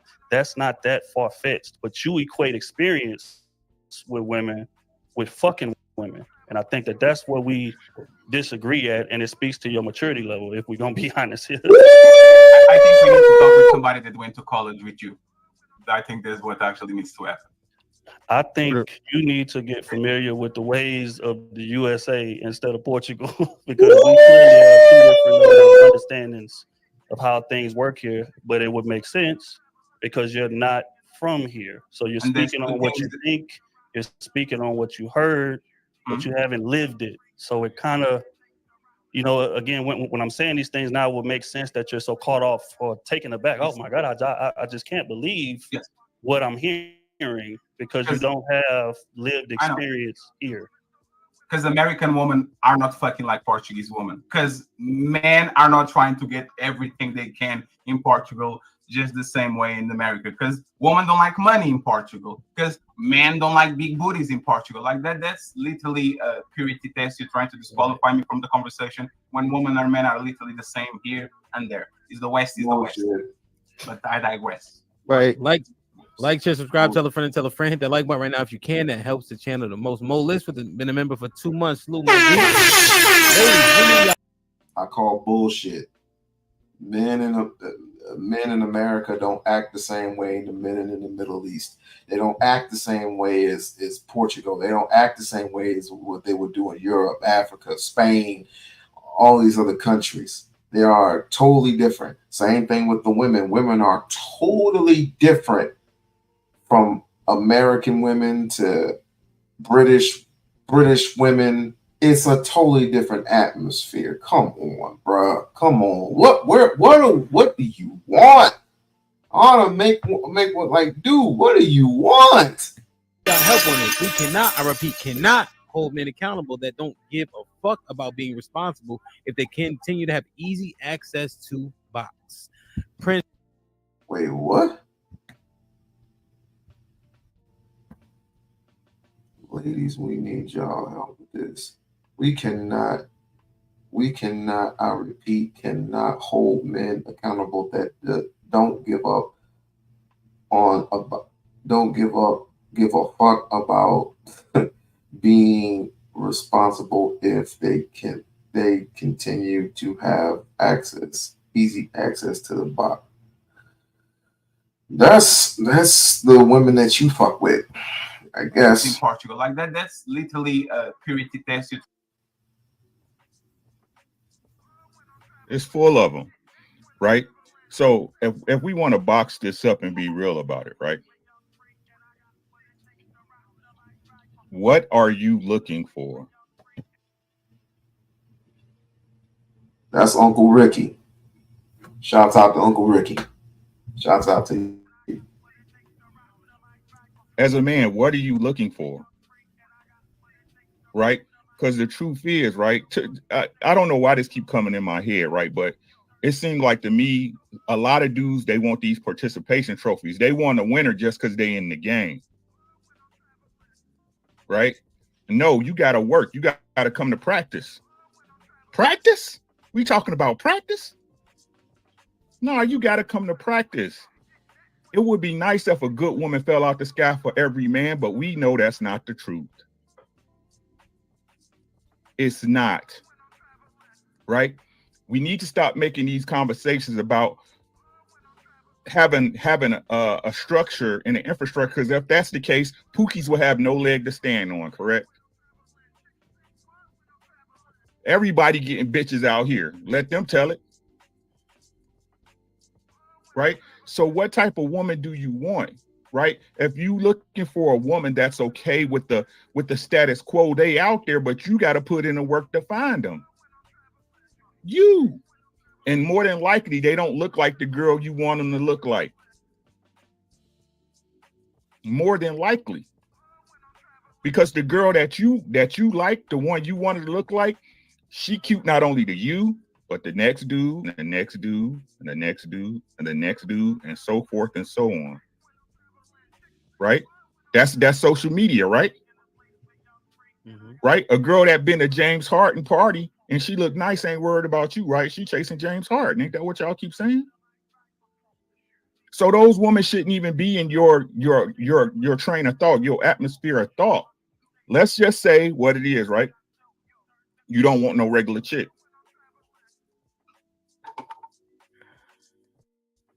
Let's just say what it is. You don't want a regular chick. You want a chick out there to make you look top 10 on your spin, right? Everybody looking at y'all when y'all step out, right? It's fucked up people everywhere. Why are you choosing them? Word. Why are you choosing? The same thing we say about these ladies when they keep picking people that's baby daddies and all that shit. You picked wrong. Yes, you picked wrong. Yep. Because at the end, I am agreeing 100%. End of the day, y'all know, and this is what's crazy to me, huh? This is what's crazy. Us as men and women understand the ramifications of moving out here reckless, right? It's the fear-based conversations we have every time we come into a space. She gonna take all your stuff. She gonna run you through the ringer, rah, right? He gonna run up your credit and tear up your brand new car, right? And mess it up so you can't get an apartment no more. Then why aren't people out here moving? More importantly, I'm gonna help him out. More importantly, why are we wishing upon it? Why are we wishing upon a star that a person that might come to let's just say she comes to Dallas, Texas, and she's new. She's new. She don't know shit about Dallas, Texas. No ins, no outs, no. She needs a guidebook, right? She's just starting off, and her main focus is to go to her internship and then go to that job or whatever. And then she ends up finding, she ends up going to a nightclub or whatever that she found on Yahoo or whatever that is. And she, meets somebody. I think her first thought would be, this is new. Let's try something new. Let's be positive, right? Let's just think positive. Let's just start over, start fresh. No, we get men and women always thinking the opposite. Oh, this nigga this bitch gonna key my car. She gonna take my money. That's all this bitch wants. She gonna take my money, spend my money, and I ain't gonna get nothing out of it. The woman, all he want to do is fuck me. That's all he want to do. And fuck me, and get me pregnant, and me struggling being a single mother out here. We this is our mindset. This is the mindset. Morning. This is the mindset of the black man and black woman now. This is the new era, the new version of the black man and black woman. And it's very, very, very scary. Where have I met? Oh, okay. It's very, very, very scary to me. If we cannot, as black men and black women, find it in our mindset to not go with that narrative, But every time we meet somebody, it's always in a negative effect. And the only thing we want to do is we just want to have fun with each other. We don't want to go nowhere. Nowhere at all. Where does it go? That's a short-term type bullshit. That's short-term. No one wants to have a long-term relationship anymore. It's just all filled with darkness. Like they know it's reckless out here. Why not? Right? Women are responsible for sex. I can't hit nothing until she let me. But that don't change the fact that after I hit and I nut up in it, when that baby come, I'm still gonna have to take care of that baby. I'm still gonna have to go to court. She's still gonna put me on paper, blah, blah, blah, woo, woo, right? It don't change the fact. Right? So if we understand these things as men, we have to start being more responsible in that. No. Is it fair? No. Is it ever going to be fair, gentlemen? No. The only way it's fair is if you don't deal with them. Straight up. Straight That's up. the only way it's fair. Straight up. So straight up. Uncle Rick, with that, after the soliloquy, what do you think? You think that who do you put the onus on? What of which part? Having a baby mom you don't like. That's you. You chasing the women that are at James Harden party. Are most men doing that? Are most men going for Jane Doe? I'm just being honest. Like it always has to be a catch. It can never be. It's always an absolute in there. It can never be what it is.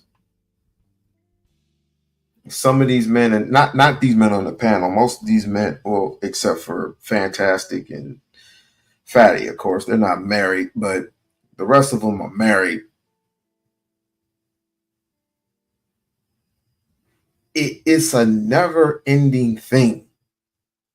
And I just hope and pray to God that we end up in a place of excellence one day. And if it has to end up with a few little people in mind, if it needs to start off with a small hand group of people, then so be it. We don't need everybody else. We don't need them. They're all tainted.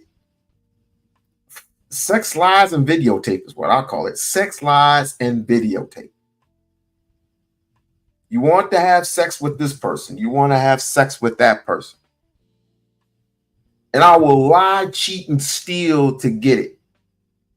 That's they brought the old phrase of sex, lies, and videotape onto this century, this generation.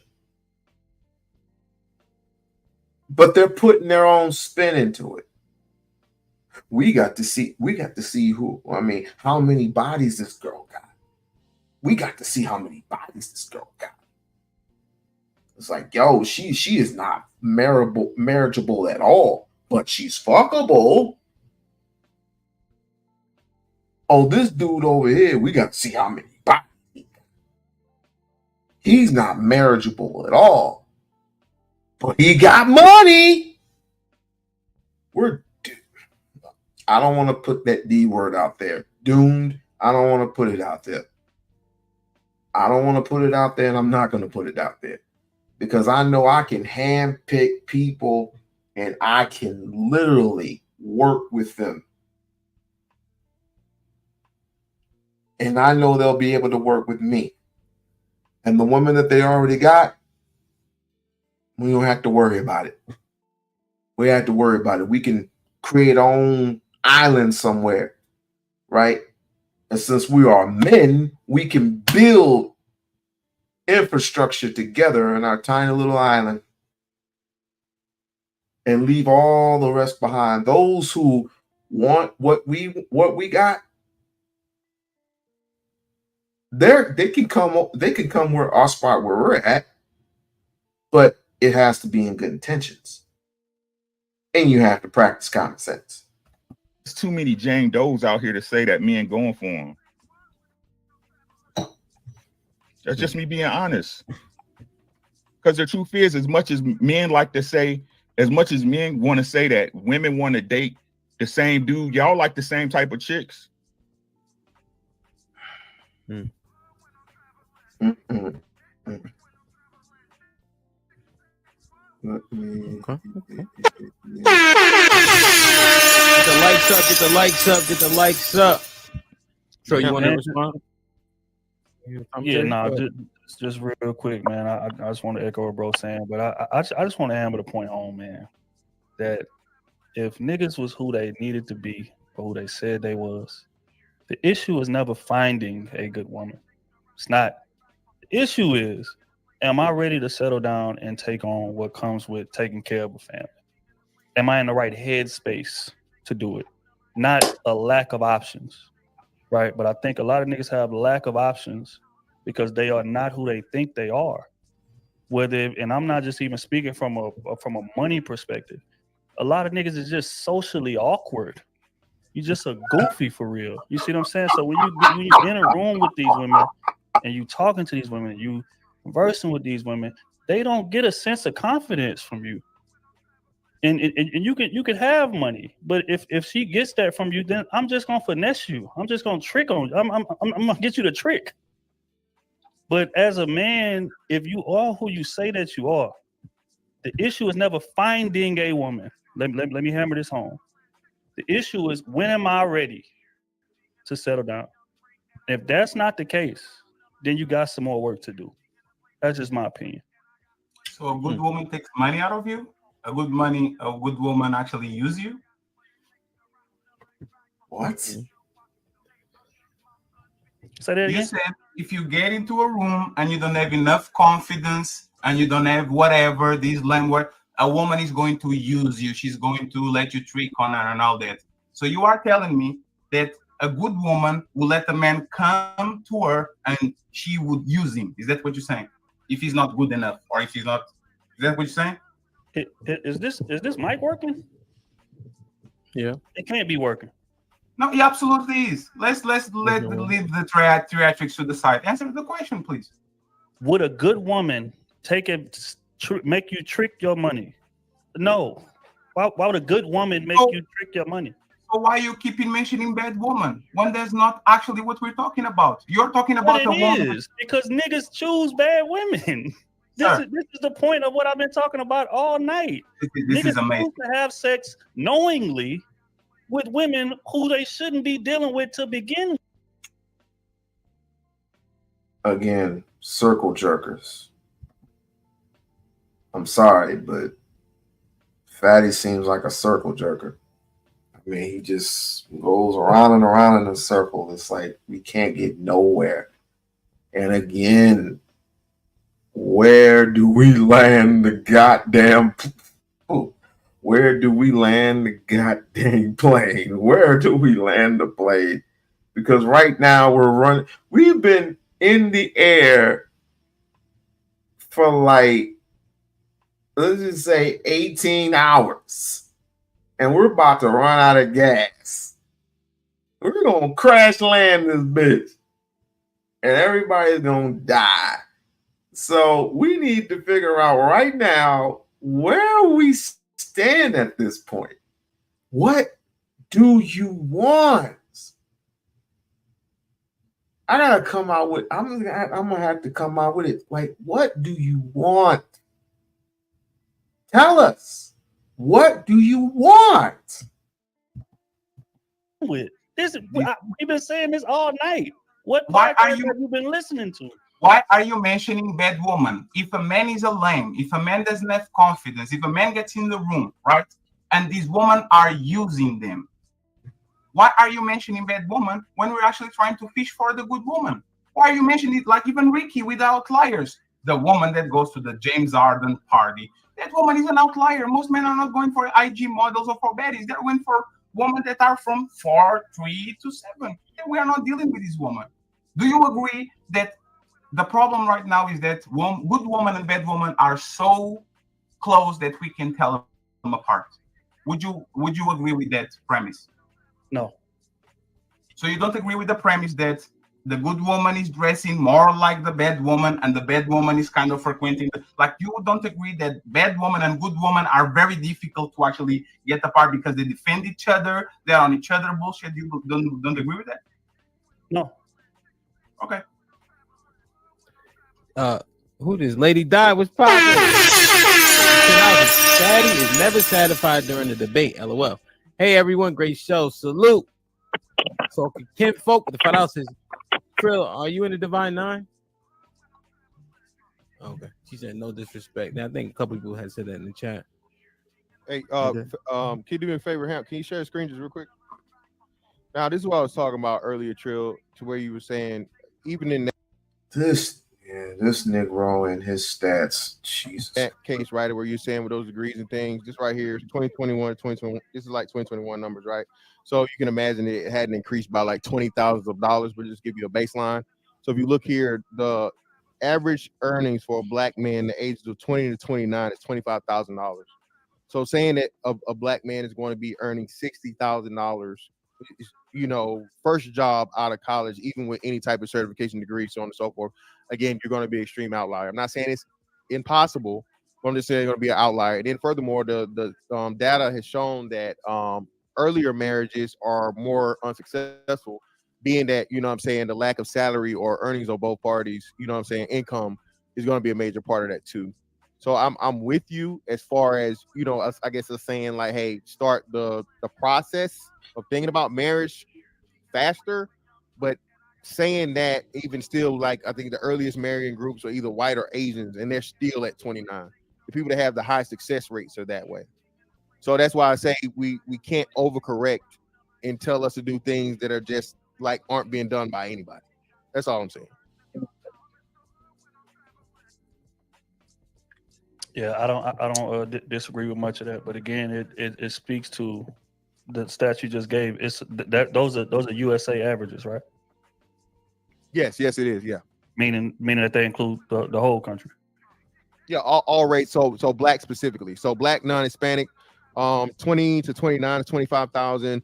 30 to 39 is 41,000. So like you said, even a black man earning $60,000 at any point in stage is an outlier, because the highest average is, I think, what on average, I think we make what was it, him like 55,000 now? Yeah, on average, it's like 55,000. So that's what I'm saying. So that's to the say whole that country, so all of black men all together nationwide, their average median income, individual median income is $55,000.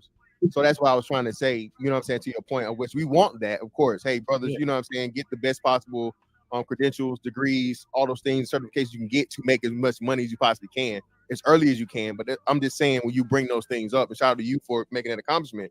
But that's what I'm saying, you know what I mean? It's going to be still rare, because you're superseding the median income of like everybody of all age groups. I got you. Yeah. Huh? Red Pill Crip. Put money in your pocket, got some swag. Man, you ain't getting no women like that. I mean, quality women. You can get women, but it's a difference between getting women and quality women. That's a good thing. What's a quality woman, though? See, hold on. Before we chase, what is a quality woman? What is the difference between, you know, a regular woman and a quality woman? What are we doing, man? What the fuck are we doing, dude? I'm getting real sick and tired of these dudes, man. Not more. Some of these dudes on here, they cool or whatever. But what are we doing here? What's the difference between an average guy and an above average guy? Here's the difference: the average guy works a 9 to 5, works his ass off. The above average guy finds his peak, finds the shit that he's happy doing, which means he's happy getting a trade, or he's doing something that he loves, and it comes to fruition, and he's getting bank like that. He's getting money, right? But he's not a millionaire, but he lives comfortable to the point where he doesn't have to worry about much. But in this economy, hey, that's what you're going to have to do. But nevertheless, he's living comfortable, right? comfortable enough that he can pay all the bills without any issues. You know, that's a 100% type of a person versus a person like, you know, the average person will have to somewhat, I'm not saying all, but somewhat rely on his woman and have to do the whole 50-50 thing. Nothing wrong with that either. Shy shit down just because Red Pill Crip was here for. I just want to make Yeah, sure that we can get his 2 cents. Shy, one thing I need from you though, Playboy. What?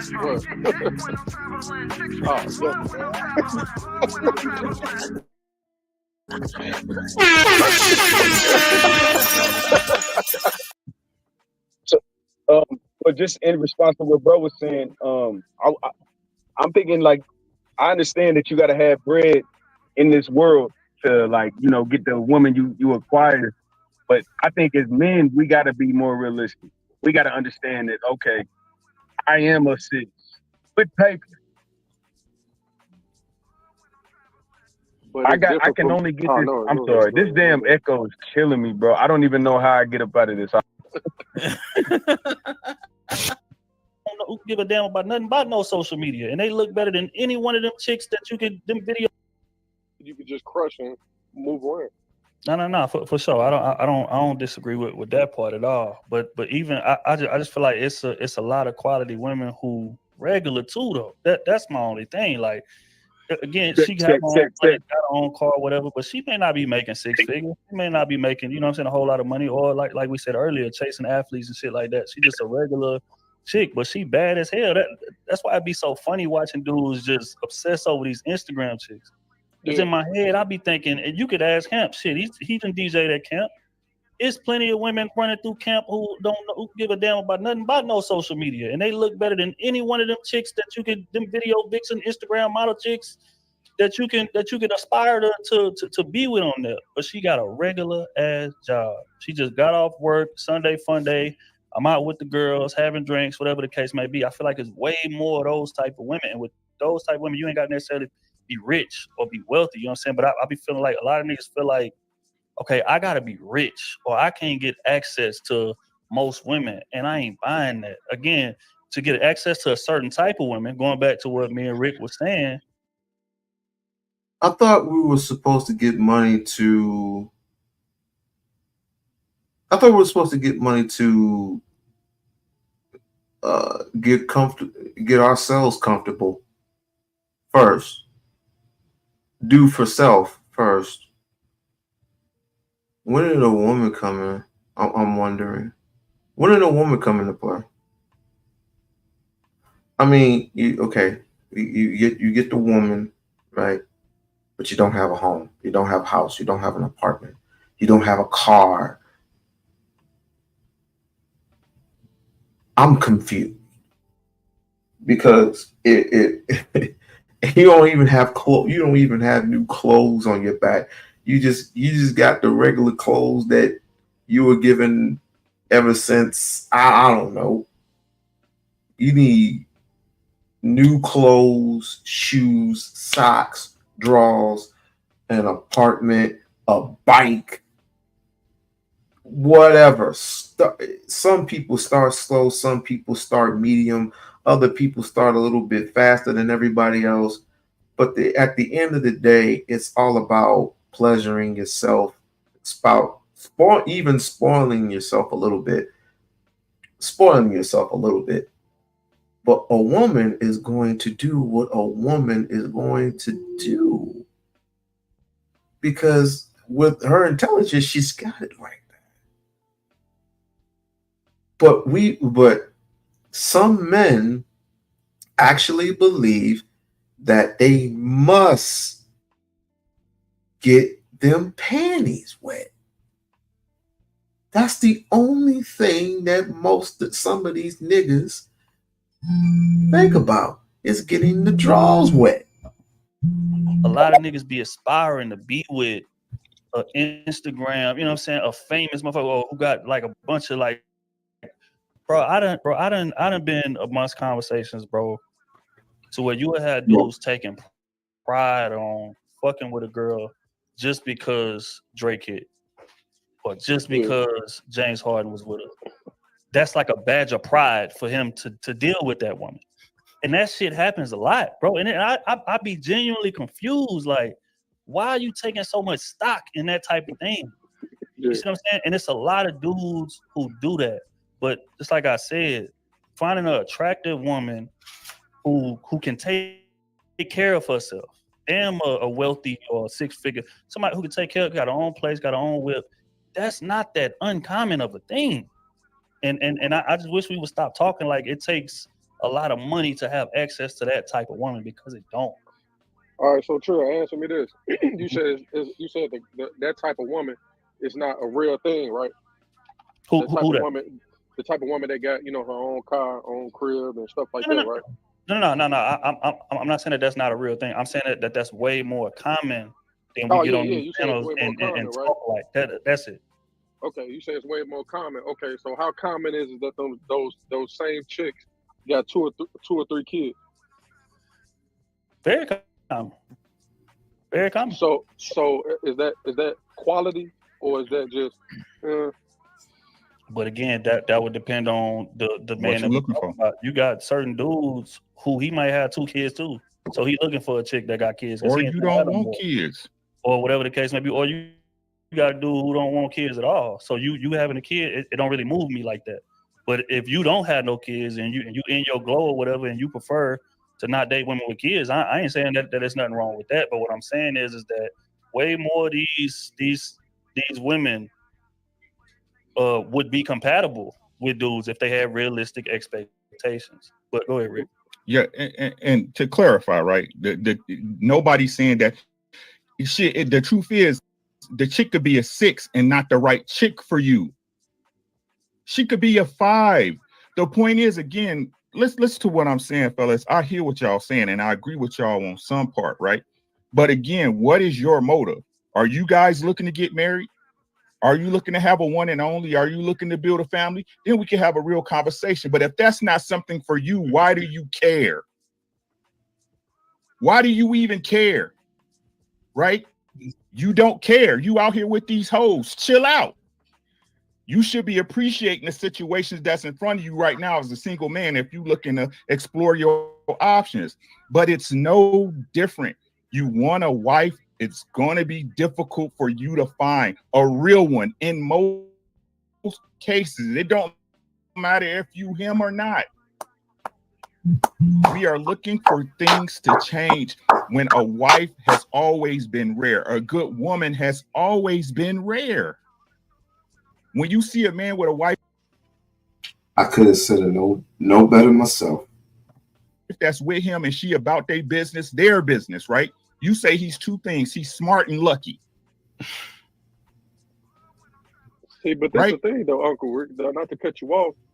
It's to the point. But why do you think good women has always been rare? He has a 5-second delay.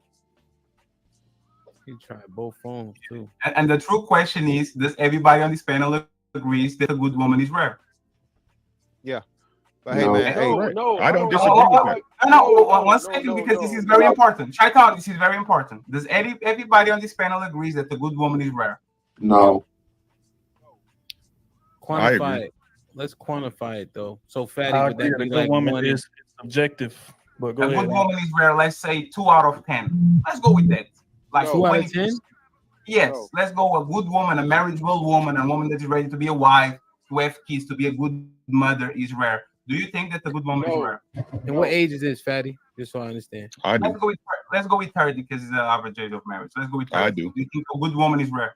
No. It has to be just by the numbers alone, the marriage numbers. In order for it to correlate with the marriage if numbers. good women were falling out the sky, more men would be married. Yeah, that's just a And fact. it ties up with what Chi-Town said. If regular is not enough, and most of these women are regular, that means they're actually not good women because they literally are not qualifying to the man that is in front of them. Then the same thing can be said about niggas, Fatty. That's all I'm saying. That's all I'm saying. Rick, absolutely, but I can guarantee you that, especially like when it comes to enforcement of men doing what they're supposed to do, right? I'll guarantee you is more practical than you telling a man that was on the street for 10 years to say, hey man, you have to sacrifice for your kids, work a little extra hours, do what you need to do, get on your purpose, all of that, then actually turn a woman. Still, all this jabber leads me right back to my original question. What do you want? It's never going to change. That is never going to waver. What is it exactly do you want? Do you want a good woman? Do you want an average, above average woman? What do you want? Do you want a woman that just shuts up all the time? Do you want a woman that talks all the time? Just what do you want? Because this is just this is a debate to me. This is not a conversation. This is a debate.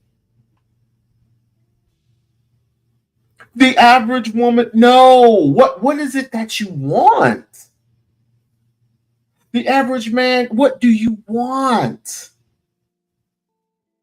I'm telling you, it will be so shocking and surprising if you have the average cat go out with the above average person. It's not rare, it's normal. What's going to be abnormal, I will tell you this. What's going to be abnormal, if this keeps up, all you niggas are going to be confused when you see the average, above average woman walking away from you. If this keeps up.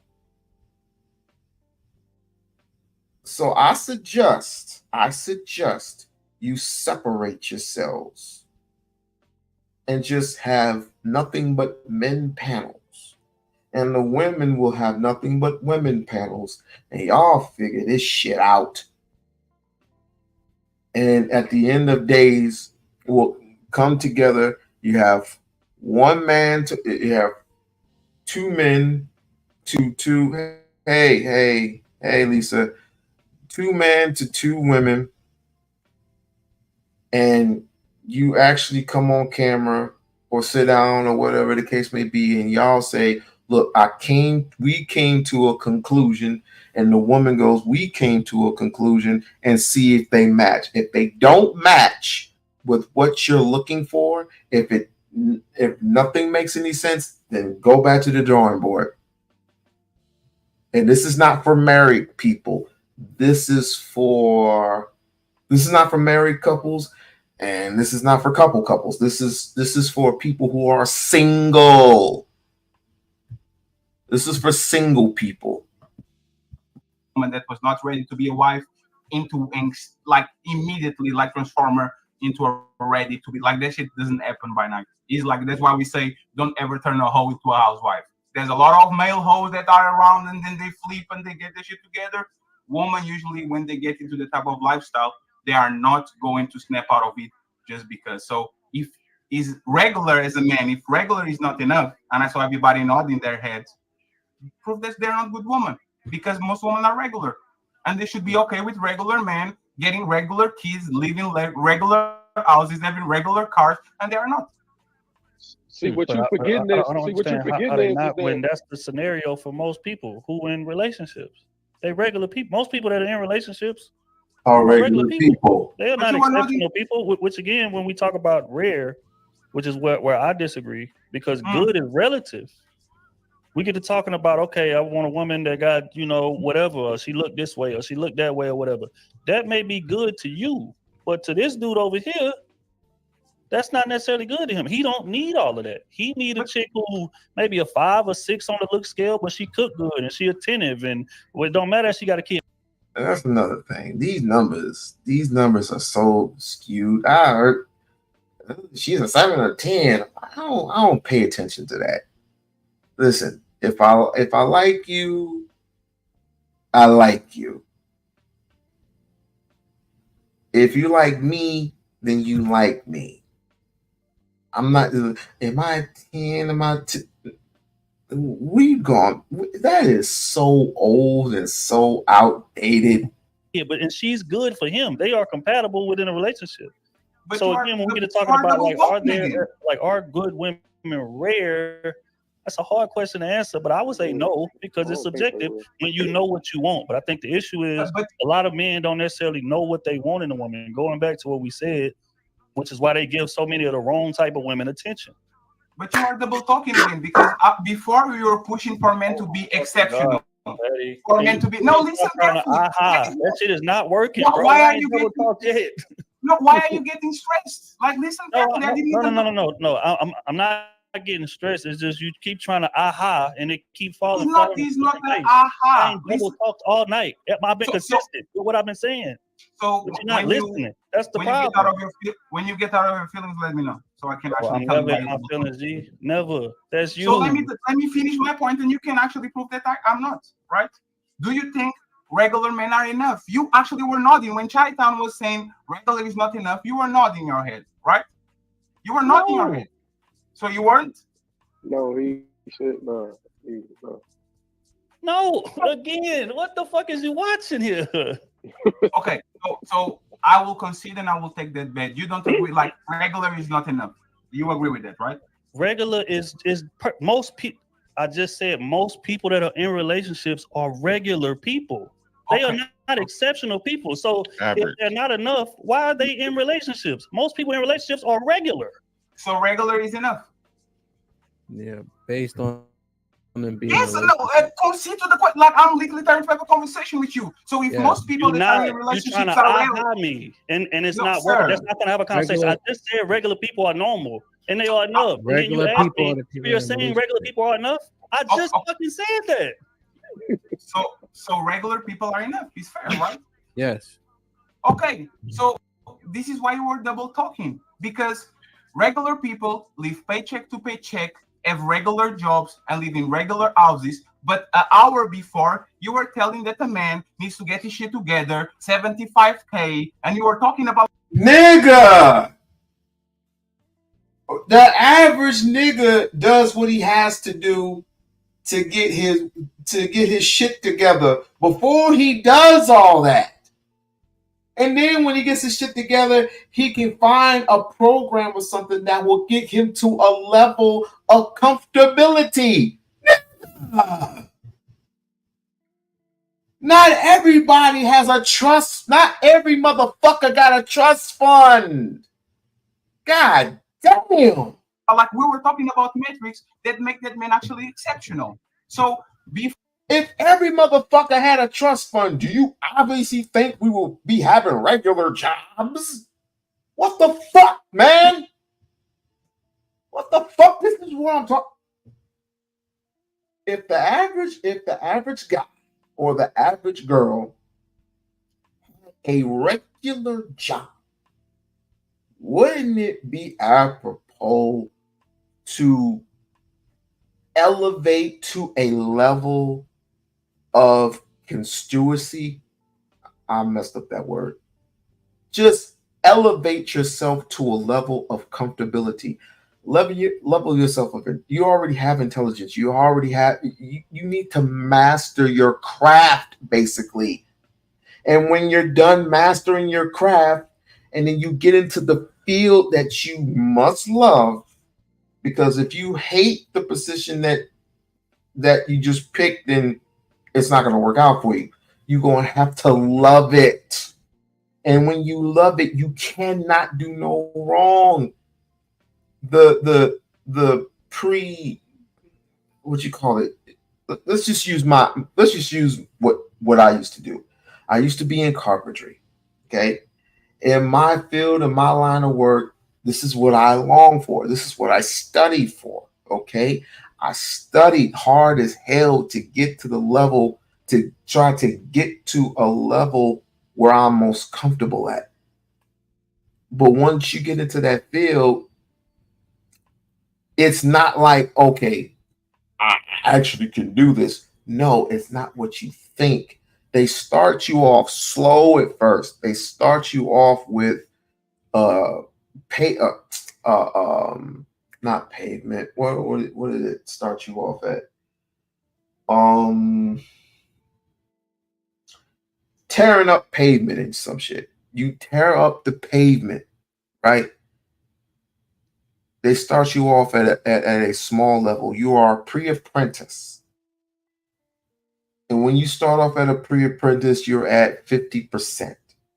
Then you go from 50 to 55%. From 55%, 60%.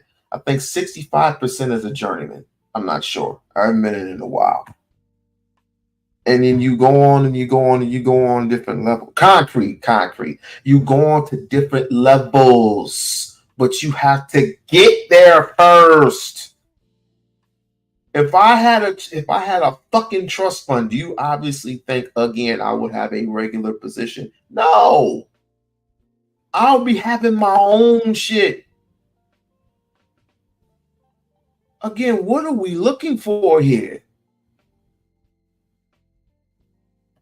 Before you were talking about a man needs to shit his shit together, a man needs to do this, a man needs to do that, and now you are telling that a man can be just a regular man like everybody else, live paycheck to paycheck, has a mortgage for 40 years and all that, and doesn't have to get a good woman. That's the bull talk.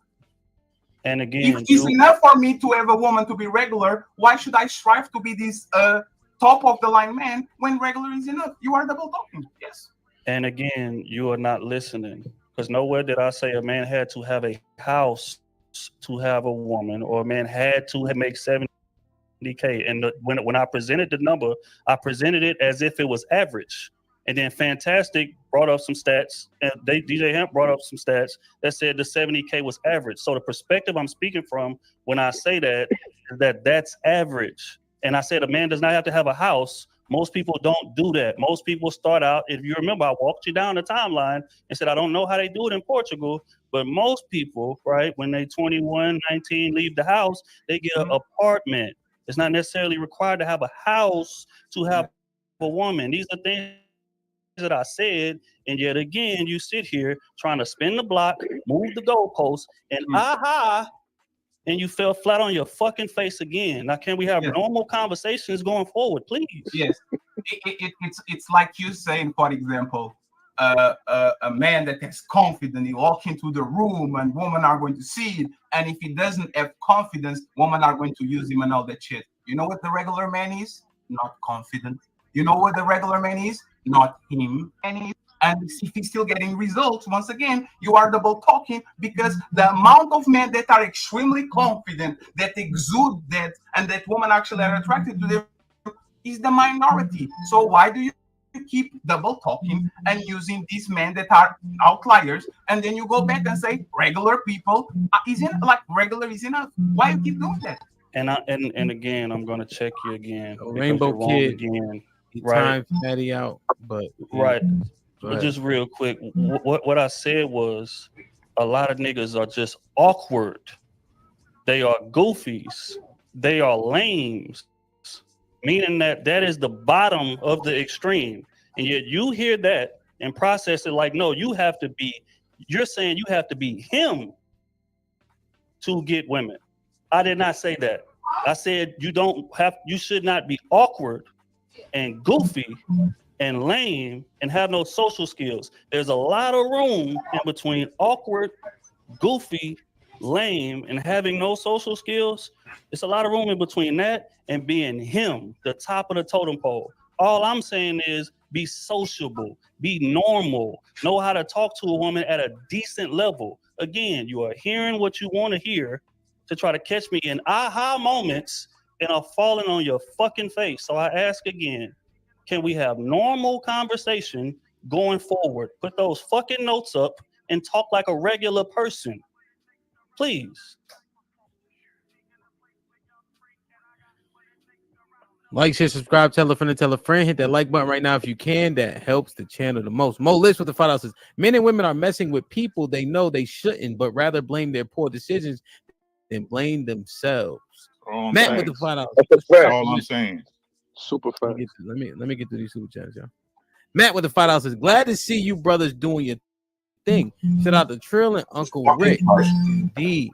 HQ with the $10 says 3 types of men who get boxed: one who pays for box, one who have a lot of money, one who understands they have to court and spend some money. If you ain't one of these, box is in a distant dream of yours. Or you a nigga that look good, or you Why? play some games. HQ HQ with the chill out. $2 says good women are not rare. I know 5 right now, early 30s. Mo, bruh,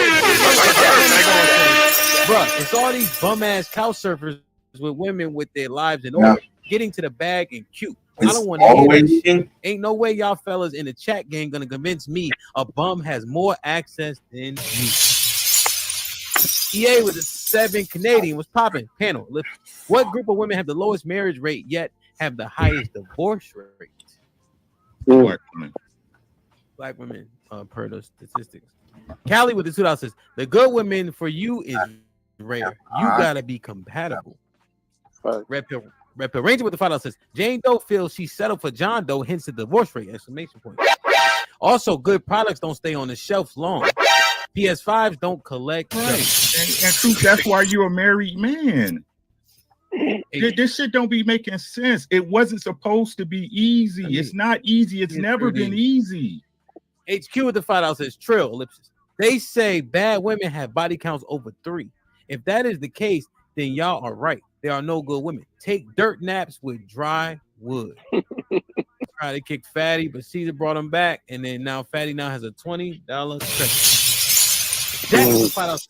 Callie Bev is still the best woman on YouTube. Protect her at all costs. Where my boo, my Reed, and Venus. I'm on vacay, so don't at me. Shout out to Big Rick and Hamps. Salute, Jack. And live with the $5 says Fatty talking circles to try to trip people up on what they said. Smart, but he dealing with someone who's smart also, so he's taking in L. Jack with the $2 says how I act, HQ. I've been me since I've been here. Lauren Mack with the $5 says shout out to Trill. Hamp, long lost cousin that lives where, Hamp? Say Port Arthur. I said it right the last 3 times. John with the 20 ball says if you're over 60 saying quote unquote box, go sit down. Put him in the fucking bedroom. Get him out of here. Come on. Like it's a disingenuous conversation, Hamp. Like again, what are you? This is so simple. What are y'all looking for as men? Do you want a wife? Because if you want a wife, you're going to have to search her out high and low. It's what the fuck it is, bro. I totally agree with the point that fucking Fatty says. There's the good women standing too close to the hoes. I don't care what nobody say. I agree with that. Right? But for you to say it's impossible for you to find a woman, that's a lie too. That's a lie. Hey, Uncle Rick. Go ahead, bro. Go ahead, Crip. He still got a delay. You good, Crip? Yeah. Uncle Rick, this is what I'll say. I'm just a man. I am a red pill nigga. I guess I can sign up for that ideology. But what I will say is that I definitely date with intention. I don't waste my time with these hoes. I fuck the ones. If I get in the game, I might fuck somebody and they know what it is. I don't play no games with nobody. But at the end of the day, I always date with intention because I don't want nobody to look at me like, oh, okay, they did me wrong. Because I don't want to damage the community more than it has been damaged already. I don't want to do that. You know what I'm saying? That's just me as a person. But me as in the red pill community, I'm actually standing for what it really is, and that's the uncomfortable truth versus the comfortable lie. The truth is this. This is the truth that nobody wants to admit, bro. Right? If you're out here as a man sticking and moving, right? You're not looking for a wife. Y'all know it's in the game. You're gonna get what you're gonna get. Y'all know that. I done said on this very spot, I don't know how many times, when you out here fucking chicks, bro, and you have no intent, y'all keep forgetting God's work. Stuff happens. So if you are sticking chicks, make sure you're being intentional with the chicks you're sleeping with that you deem have wifely qualities. I do that, but it's all about honesty. It's all about honesty, bro. That shit. Let me just say this, right? I think how Trill was able to do it is honorable. I do believe that his modus operandi is extremely rare. Unfortunately, at 2, 3, 4 a.m., you're not thinking about how good of a wife she may be. So that would involve a large level of reprogramming in general. You know, so in hindsight, I could say that it wasn't worth it based on the level of desensitization I've achieved from just sticking and moving. But when I was 25, you think it ain't gonna be you. You think bullets ain't gonna kill. I mean, nigga, when you 20 years old, it's like you invincible. You know, and I never once thought, oh man, I hope she's a great wife when I was 22 years old. Sorry, y'all. Had a little fender bender. Something happened with the car. Well, never mind. I'm back. So, what we got going on here? And I had to go tackle people the next day. Right. I agree. You didn't. You know what I mean, Uncle Rick? You didn't. But again, so I shouldn't tell y'all, elder or OG shouldn't tell y'all right from wrong then? No, 100%. Just bringing it in terms of what's actual and how do we right. But that's what I'm. Somebody got to make the sacrifice, huh? That's a fact. That's what people don't get. Look, as a man, if you don't appreciate what's going on out in the dating scene, it's simple. Step away from it. See, but the one thing I can say, it's not enough black men doing it. No. I can say that. Right? Because baby's still getting born out of wedlock. Right? Yep. And the women's attitude ain't changing because they don't have to. Where you won't do it, Fatty, some other sucker will. Right? So again, when I say you shouldn't be dealing with it, not a 10, not a 20, not a certain type of woman with a mentality that no man should be dealing with. None. Especially if you say you about your business and you want to have a family down the line and you looking for A, B, C, D, right?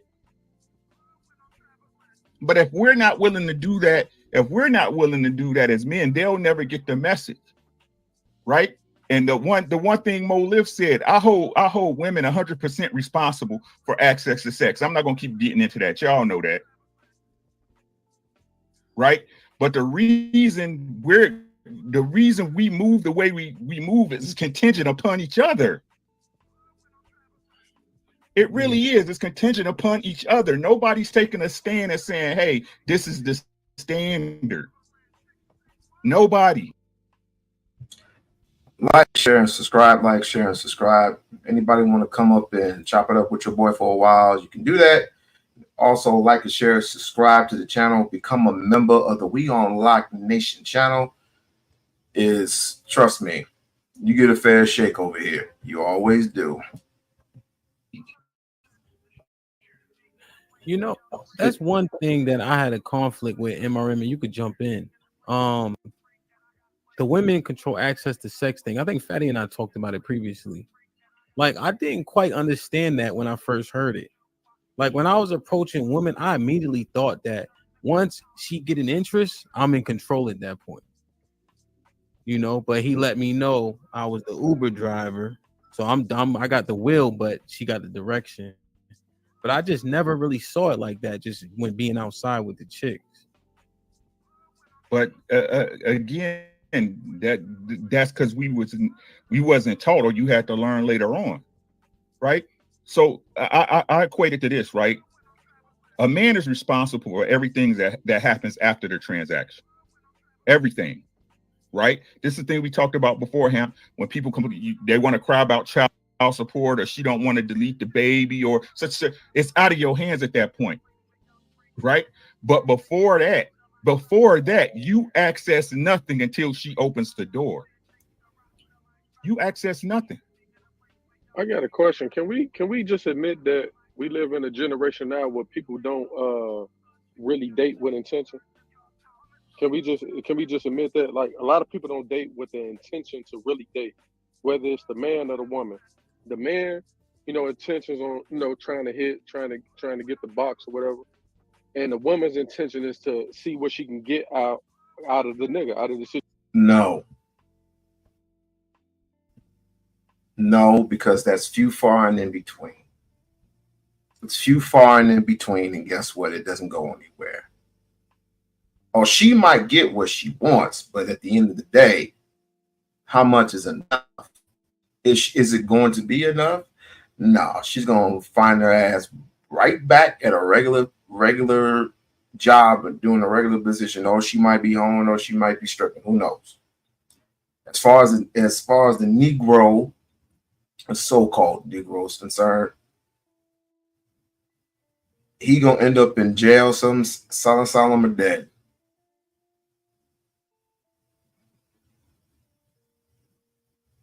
It's always criminal, no matter how you look at it. It's always criminal. It's always, it's lopsided. If we act regularly and stop having these expectations, just act normal. No one wants to act normal anymore, which is quite pathetic. If I go to the average woman and I ask for her number, if I ask for a nightcap and a conversation, let's see how far we can. If she says yes to it, we both are there to see how far, not how far we can stretch it, because we take it one day at a time. We don't even notice, in a year later, it's like, oh, we've been communicating for a whole year. Do we want to take it to the next level? And we find more and more and more about each other. But doing our time, the timing, the scheduling, you got to work, I got to work. So we most likely we be texting or talking on the phone or something, right? But the expectations of what? Expectations of him not cheating, expectations of her not whoremongering. What? No one. What? We don't believe in regular anymore. If I want to date Lisa, I have to earn that. I have to earn it. I have to earn her respect. Just as she earns mine.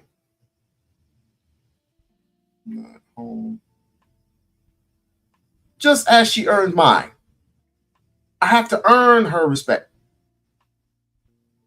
And if she's not with it, then somebody else. Somebody else. Somebody else. After somebody else. Somebody else. Enough with this expectation shit. Situation. And then once one of the two either beat each other to the punch, or one of the two get tired of playing that type of game, then they just go their separate ways. Because I feel like this, a lot of men problem, young men, is that it's good women, right? It's good women out here, but they're not good enough to be like, I'm gonna take on your other responsibilities. That's the problem. So if we run into a good woman, I feel like women try to be good women when it's too late.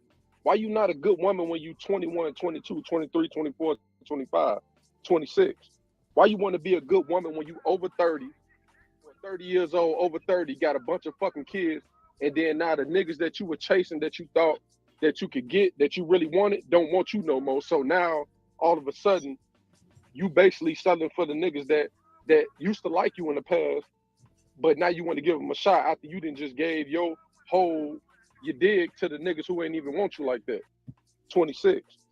Point. Right? But before that, you access nothing until she opens the door. You access nothing. I got a question. Can we just admit that we live in a generation now where people don't really date with intention? Can we just admit that like a lot of people don't date with the intention to really date, whether it's the man or the woman. The man, intentions on trying to hit, trying to get the box or whatever, and the woman's intention is to see what she can get out of the nigga, out of the situation. And then once one of the two either beat each other to the punch or one of the two get tired of playing that type of game, then they just go their separate ways. Because I feel like this, a lot of men problem, young men, is that it's good women, right? It's good women out here, but they're not good enough for us to be like, I'm gonna take on your other responsibilities. That's the problem. So if we run into a good woman, I feel like women try to be good women when it's too late. Why you not a good woman when you 21, 22, 23, 24, 25, 26? Why you want to be a good woman when you over 30, or 30 years old? Over You want too much. You want too much. That's the expectation shit. You want too much. You expect too much. over 30, got a bunch of fucking kids, and then now the niggas that you were chasing, that you thought that you could get, that you really wanted, don't want you no more. So now all of a sudden you basically selling for the niggas that used to like you in the past, but now you want to give them a shot after you didn't just gave your whole dig to the niggas who ain't even want you like that. So now we gotta settle. So just because she a good woman, she got 3 kids, niggas gotta settle for that. Niggas gotta settle because when you was in your prime, you decided to fuck around and be a hot girl and shake ass and twerk and fuck and get pregnant. But then when you see the light at 30, 35 years old, now you want to settle down, and now we gotta accept that shit because she a good woman, but Is that all you see? Then my brother, you don't need to be with a woman. You don't need to be with her. If your expectation is to fuck a good woman up, man, yep. This is why I have my Negroes don't deserve black women. The expectations is a little too much.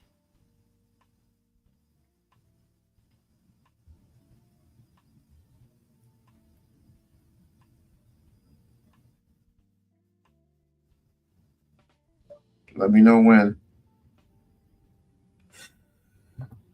let's not look at her past mistakes, man. Fuck that. Sean, well, let's get MRM in, but the difference is they can do it because men allow it, because they have a man when they get ready to settle down will accept them. Go ahead, Wasn't that my point? Overall, wasn't that my point that women are waste? Like, wasn't that my point? Yeah, we talked about that before. Women that are not dating with no intention, that have a tremendous amount of options, so they will. Right? Yeah, and no. What is the intention? To please you? To please you? To please you? To please you? To please you? Please you? No, the intention is what the father and the mother is still within the daughter. Get your fucking education first. Stop messing with these young boys. That's what I would usually say. But I don't have to say it. I don't have to fucking say it. All I gotta do is just look at my daughter with that look. And she'll be like, I know Dad. I know you know. No, they'll settle down when they get good and ready, and men will accept it. Yeah, yes. We talked about that before. And I saw everybody nodding their heads again. And if I ask, do you agree? Like, why do you not do something that you don't agree? And I'm talking with you, Trill. I'm sorry. Do you agree with it? No, I'm sorry. I'm listening. Hold on, Fatty. Well, let me get MRM in, please. Let me get MRM. Just ask him if he agrees with what all right. MR, well, MRM will be long and short-winded, and then y'all can have the conversation about it. It's because I'm not even going to fight it. I'm just saying, you agree with him? All right, MRM, what's popping? What's going on? This video is going to be up, right? Yeah, it's gonna be up. I'm going to take all the nodding. Like I'm going to take all the nodding, and then I don't agree with it. Something wrong. MRM, right? Where you at? Yeah, it's gonna be up. It's gonna be open. And then when it'd be open. Well, yeah, it'll be on. If anything, it'll be on members only. I love Fatty, but man. Like, share, and subscribe to the channel. Like, share, and subscribe to the channel. Get the likes up to a certain number. Let's see if we can go to 20. Let's see if we can go to 20. I want to try something. Let's see if we can get the likes up to 20. I want to try something. And please become a member. Become a member of the We-On-Loc Nation channel. You'll get some good perks. Only at the very least. You know, that's fine. I'll buy the IR membership just to do this, just to see them adding on.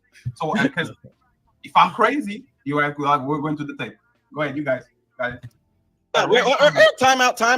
Before you do all that, she didn't know that. Here I was. Look, I me want to get with her want to get with her. How were we able to get these so-called good women to be in these long marriages before, you know, these panels and these topic points exist? So let me give you an example. My wife of 23 years, as of 2 days ago, when I met her, my wife was already out of college, master's degree. She's of sorority, AKA. How was a 18-year-old kid still in high school, didn't have all these things that we talk about in these talking points? How was I able to get that woman to marry me? And here we are still 23 years later. Explain the situation.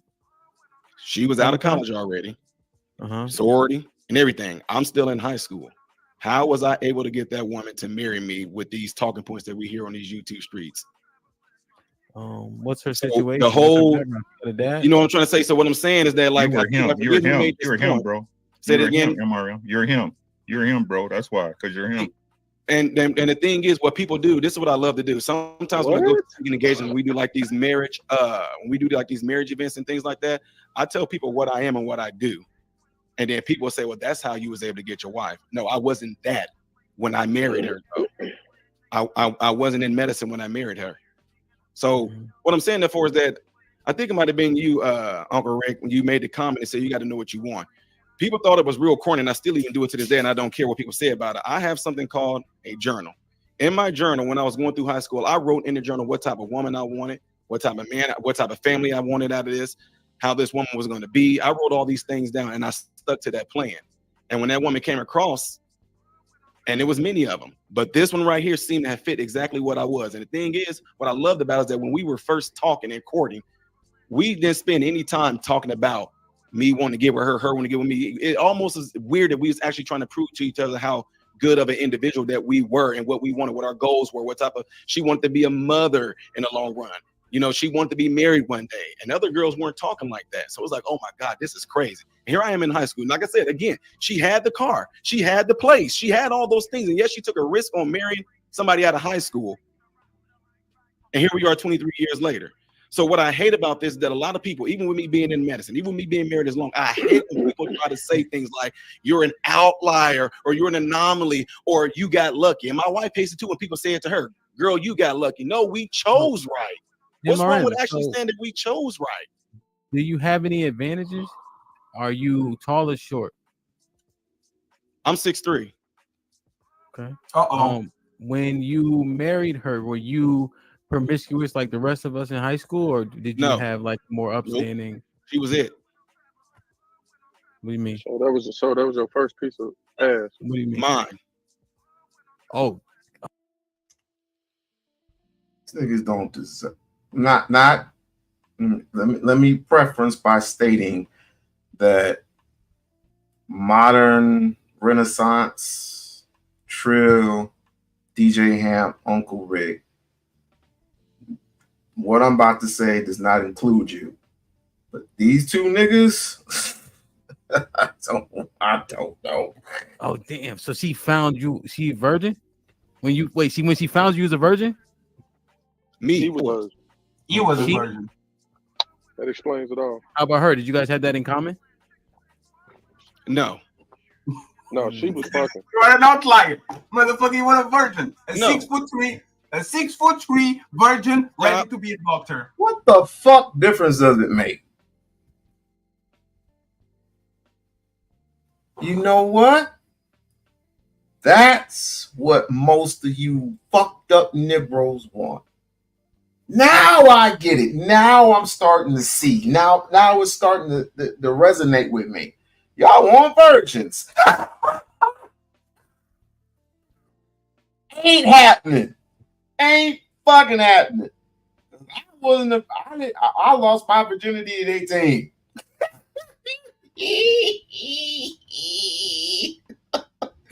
Good luck.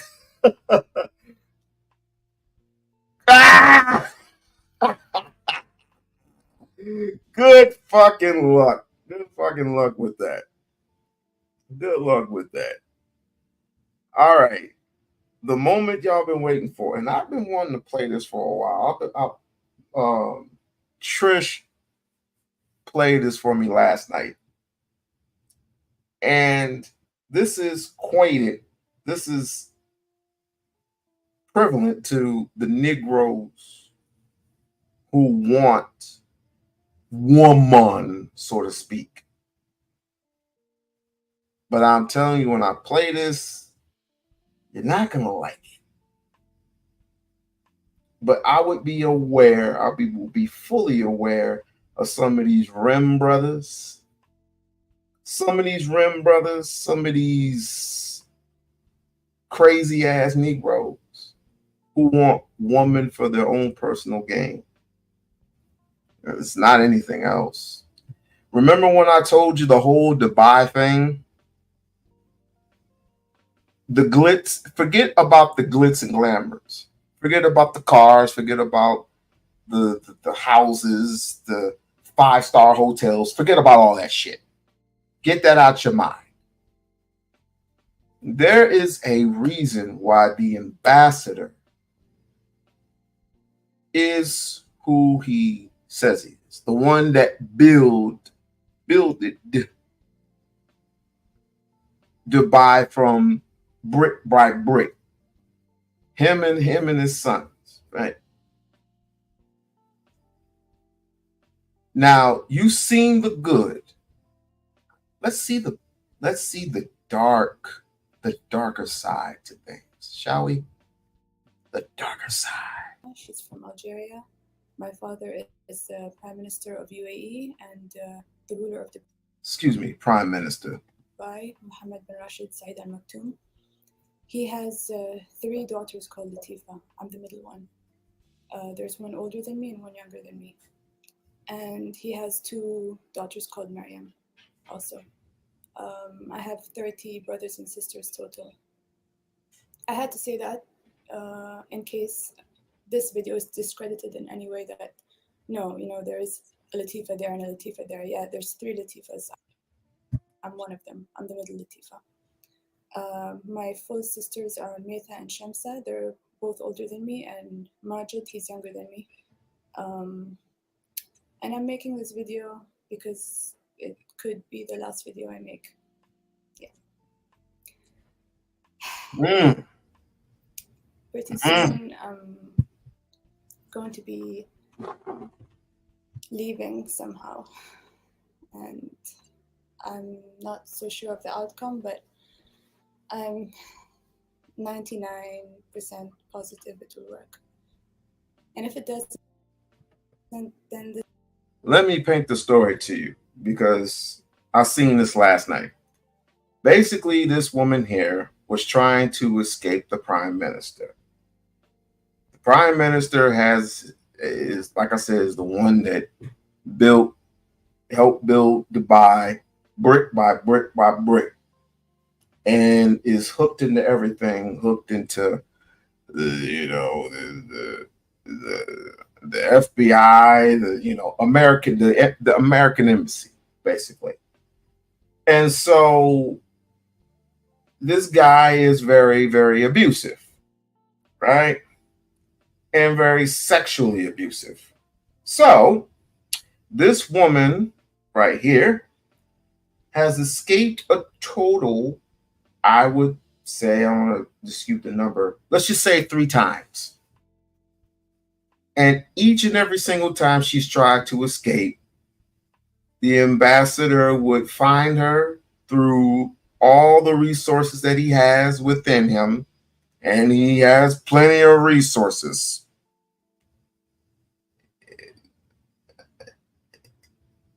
would put her in, would abuse her, put her in the dungeon or whatever.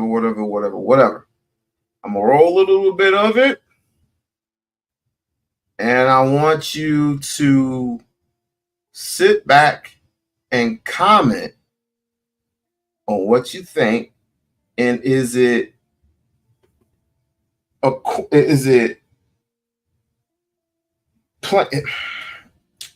damn it, use your words.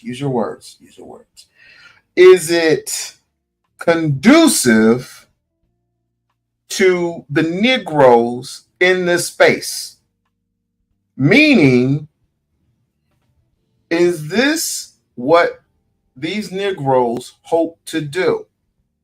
Is to try to get a woman, tame a woman, and whenever he needs to, fuck her, put her in a dungeon or whatever. Is it conducive? I just want to know. This video can help me because all my father cares about is his reputation. He will kill people to protect his own reputation. He only cares about himself and his ego. So this video. You see what riches do to people? Although he's not rich. Who is the I can't even mention the dude's name, whatever.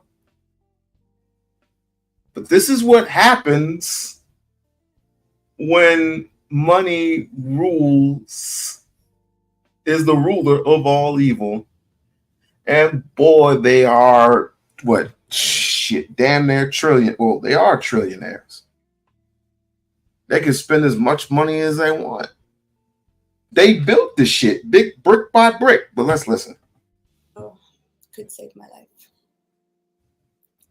And if you are watching this video, it's not such a good thing. Either I'm dead or I'm in a very, very, very bad situation. So where do I begin? In 2000, my sister Shamsa, while she was on holiday in England, she was 18 years old, going on 19. She ran away. And in the 2 months that she was free, we were in contact, and I was still in Dubai with my mom and my other sister, whereas she had traveled with her stepmom and all of them. So while she escaped because she didn't have much freedom in Dubai. She didn't have freedom to do the things that, anybody in a civilized world would take for granted, like driving a car or traveling or, just making choices for your own future. Freedom of choice is not something that, we have. So when you have it, you take it for granted. And if you don't have it, it's very, very special. So yeah, she ran away, and the whole time she was communicating with me. I was 14 years old at that time. And Shamsa was, I saw her almost as a mother figure. She was my big sister. She was like a mother also to me because she really cared about me. I would speak to her every single day. My phone is bugged. They're trying to find you, be careful. And Shamsa told me that, and I told her, stop calling Layla, because if you call her, they're going to find you. I think she was very lonely in the UK. They could put a tracker on your phone. He's trying to track them. These people, man, boy. And this is what you want to be. You want to be the ambassador. You want to be King Tut or some shit. You want to be Nebuchadnezzar. Nebuchadnezzar, the one that's in the Bible. Woo! If I had my way, I would literally take a bullet, a special type of bullet, put some type of dirt hollow point tip. I wouldn't take a regular hollow point tip. I would take the baddest, expensive hollow point tip you can find. All right. And I would literally go up to the person who believes all this stuff, and well, you know the rest. By herself. She had nobody else to talk to, so she talked to us and she kept talking to Leila. So, yeah, after 2 months, they found her. Basically, she was on the streets, and a bunch of guys in a car just drove up. They found her, they grabbed her, kicking and screaming, threw her in the car. And she was driven somewhere by helicopter. She was driven to a helicopter somehow, ended up in France, and from France she came to Dubai. She was drugged on the plane. It was a private jet, so nobody was checking anything. She was drugged, brought back to Dubai, and basically put in this building. The building is called khayma, which means tent in Arabic, but it's not a tent. It's just called a tent, and it's in Zabil Palace, the property of my stepmom, Hind. And she was kept there and locked there.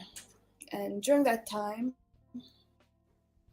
we could send her some things, like clothes or whatever. So we snuck in a telephone for her. We, meaning me and my adopted sister, Muna Lamara. We were in contact with her. And we snuck in a telephone so we could talk to her.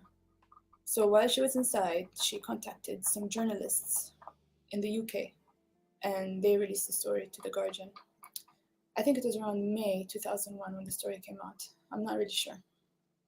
The story is, Google Shams al-Maktoum, and it's the first things that come up, her escape and all of that. So when the story came out, I think they realized that somehow she was in a communication or somebody was helping her, whatever. So the police went and they took Muna from her university and they questioned and tortured her. And my sister Meta came to my room in the evening the same day, and she said Muna was taken by the police and they're questioning her and beating her up, basically. What do you know about Shamsa? And Meta was kind of acting like the interrogator, you know, like, I'm going to interrogate you to get information from you. I said, I don't know anything. And anyway, I went and I told my other adopted sister, Fatma Lamara, who, by the way, was kept in a cabin in our house. She was kept, it's another story. She's kept in a cabin on our property, but locked up, separated from the rest of the family because she's naughty. Her naughty behavior. She's rebellious. So she's basically kept in a cage in our house. And anyway, I wrote a note for her, and I told our housemaid to give it to her, to slide it under her door. And she did. And I told her, you know, Muna's been taken and she's been questioned by the police and everything. And then Fatma just went crazy. She just like broke down the window. She and the door. She threw the metal thing outside the window. She broke it. She got out. She took a knife. She was threatening Ali, who is he's a chef, but he's also like the brother-in-law of my father's right-hand man. So he's kind of like in charge of the staff or whatever. So she took a knife and she was threatening him, like, I want to see Muna, I want to see Muna. So they took Fatma, they put her in prison and they tortured her also. And then they realized that she knew nothing. We didn't tell her because we couldn't tell her that we were in contact with Shamsa. They wouldn't allow me to have internet. I didn't have internet, I didn't have phone. The only phone I had was given to me by my friend. So it wasn't approved by my family or anything. So, sorry it took me so long. But, so her sister was tortured. Literally, they can do whatever the fuck they want to do without consequence or repercussions. And mind you, this is an ambassador. There's literally nothing that they can do. I mean, he owns what unless she was on American soil, but then that gets tricky because he can buy the police, right? He can buy FBI. I'm telling you, some of these people here, boy. Ooh, I mean, the only way is escape. That's the only way. And this is the reason why they wear these veils, because they don't want to be seen by anyone, because they don't know who's who. That's one of the reasons why they wear the veils. That is again, is this conducive to this space? Is it conducive? I just want to know. I'll continue. So I decided I'm gonna escape. I'm gonna leave UAE. I'm gonna find a lawyer in another country.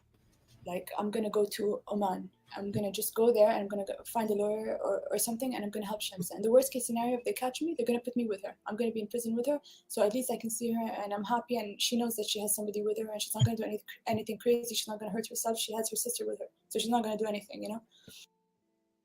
Or they ended up putting you in separate cages and you won't be seeing her at all, or worse.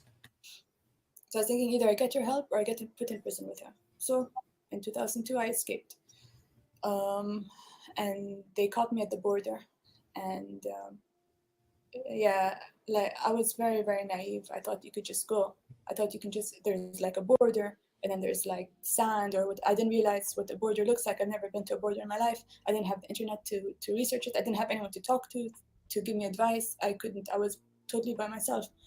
I had no one. Nobody even knew what, like, I mean, my friends around me in school, like, they didn't know what I was going through. I couldn't talk to anybody about it. So Damn. Yeah.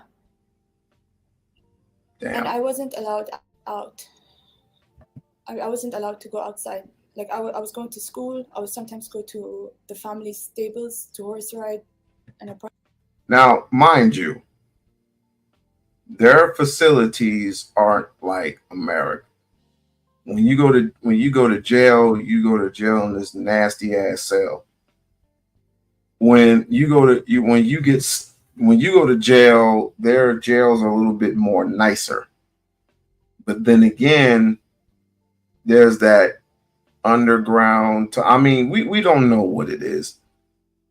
But it's just like when Mayweather got stuck over there. And again, I believe he is back home with his baby mama. I believe so, because why would he be at the Celtics game? Why would he be at the Celtics game? Not the Celtics, the Mavericks game. Mavericks, game 1. Why would he end up there if he's not back home?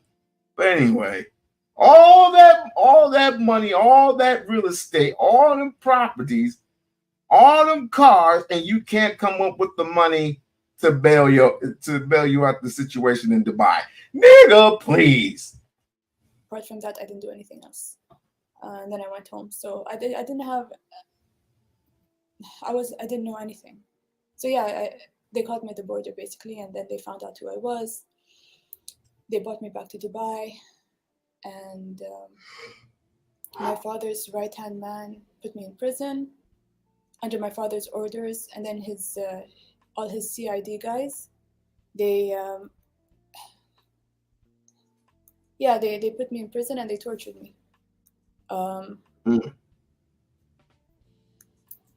Basically, one guy was holding me while the other guy was beating me, and they did that repeatedly.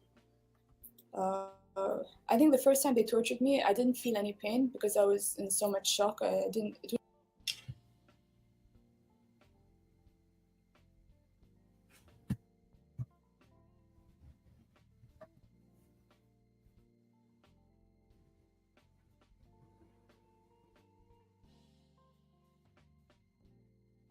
What do men do over here when they're being disrespected?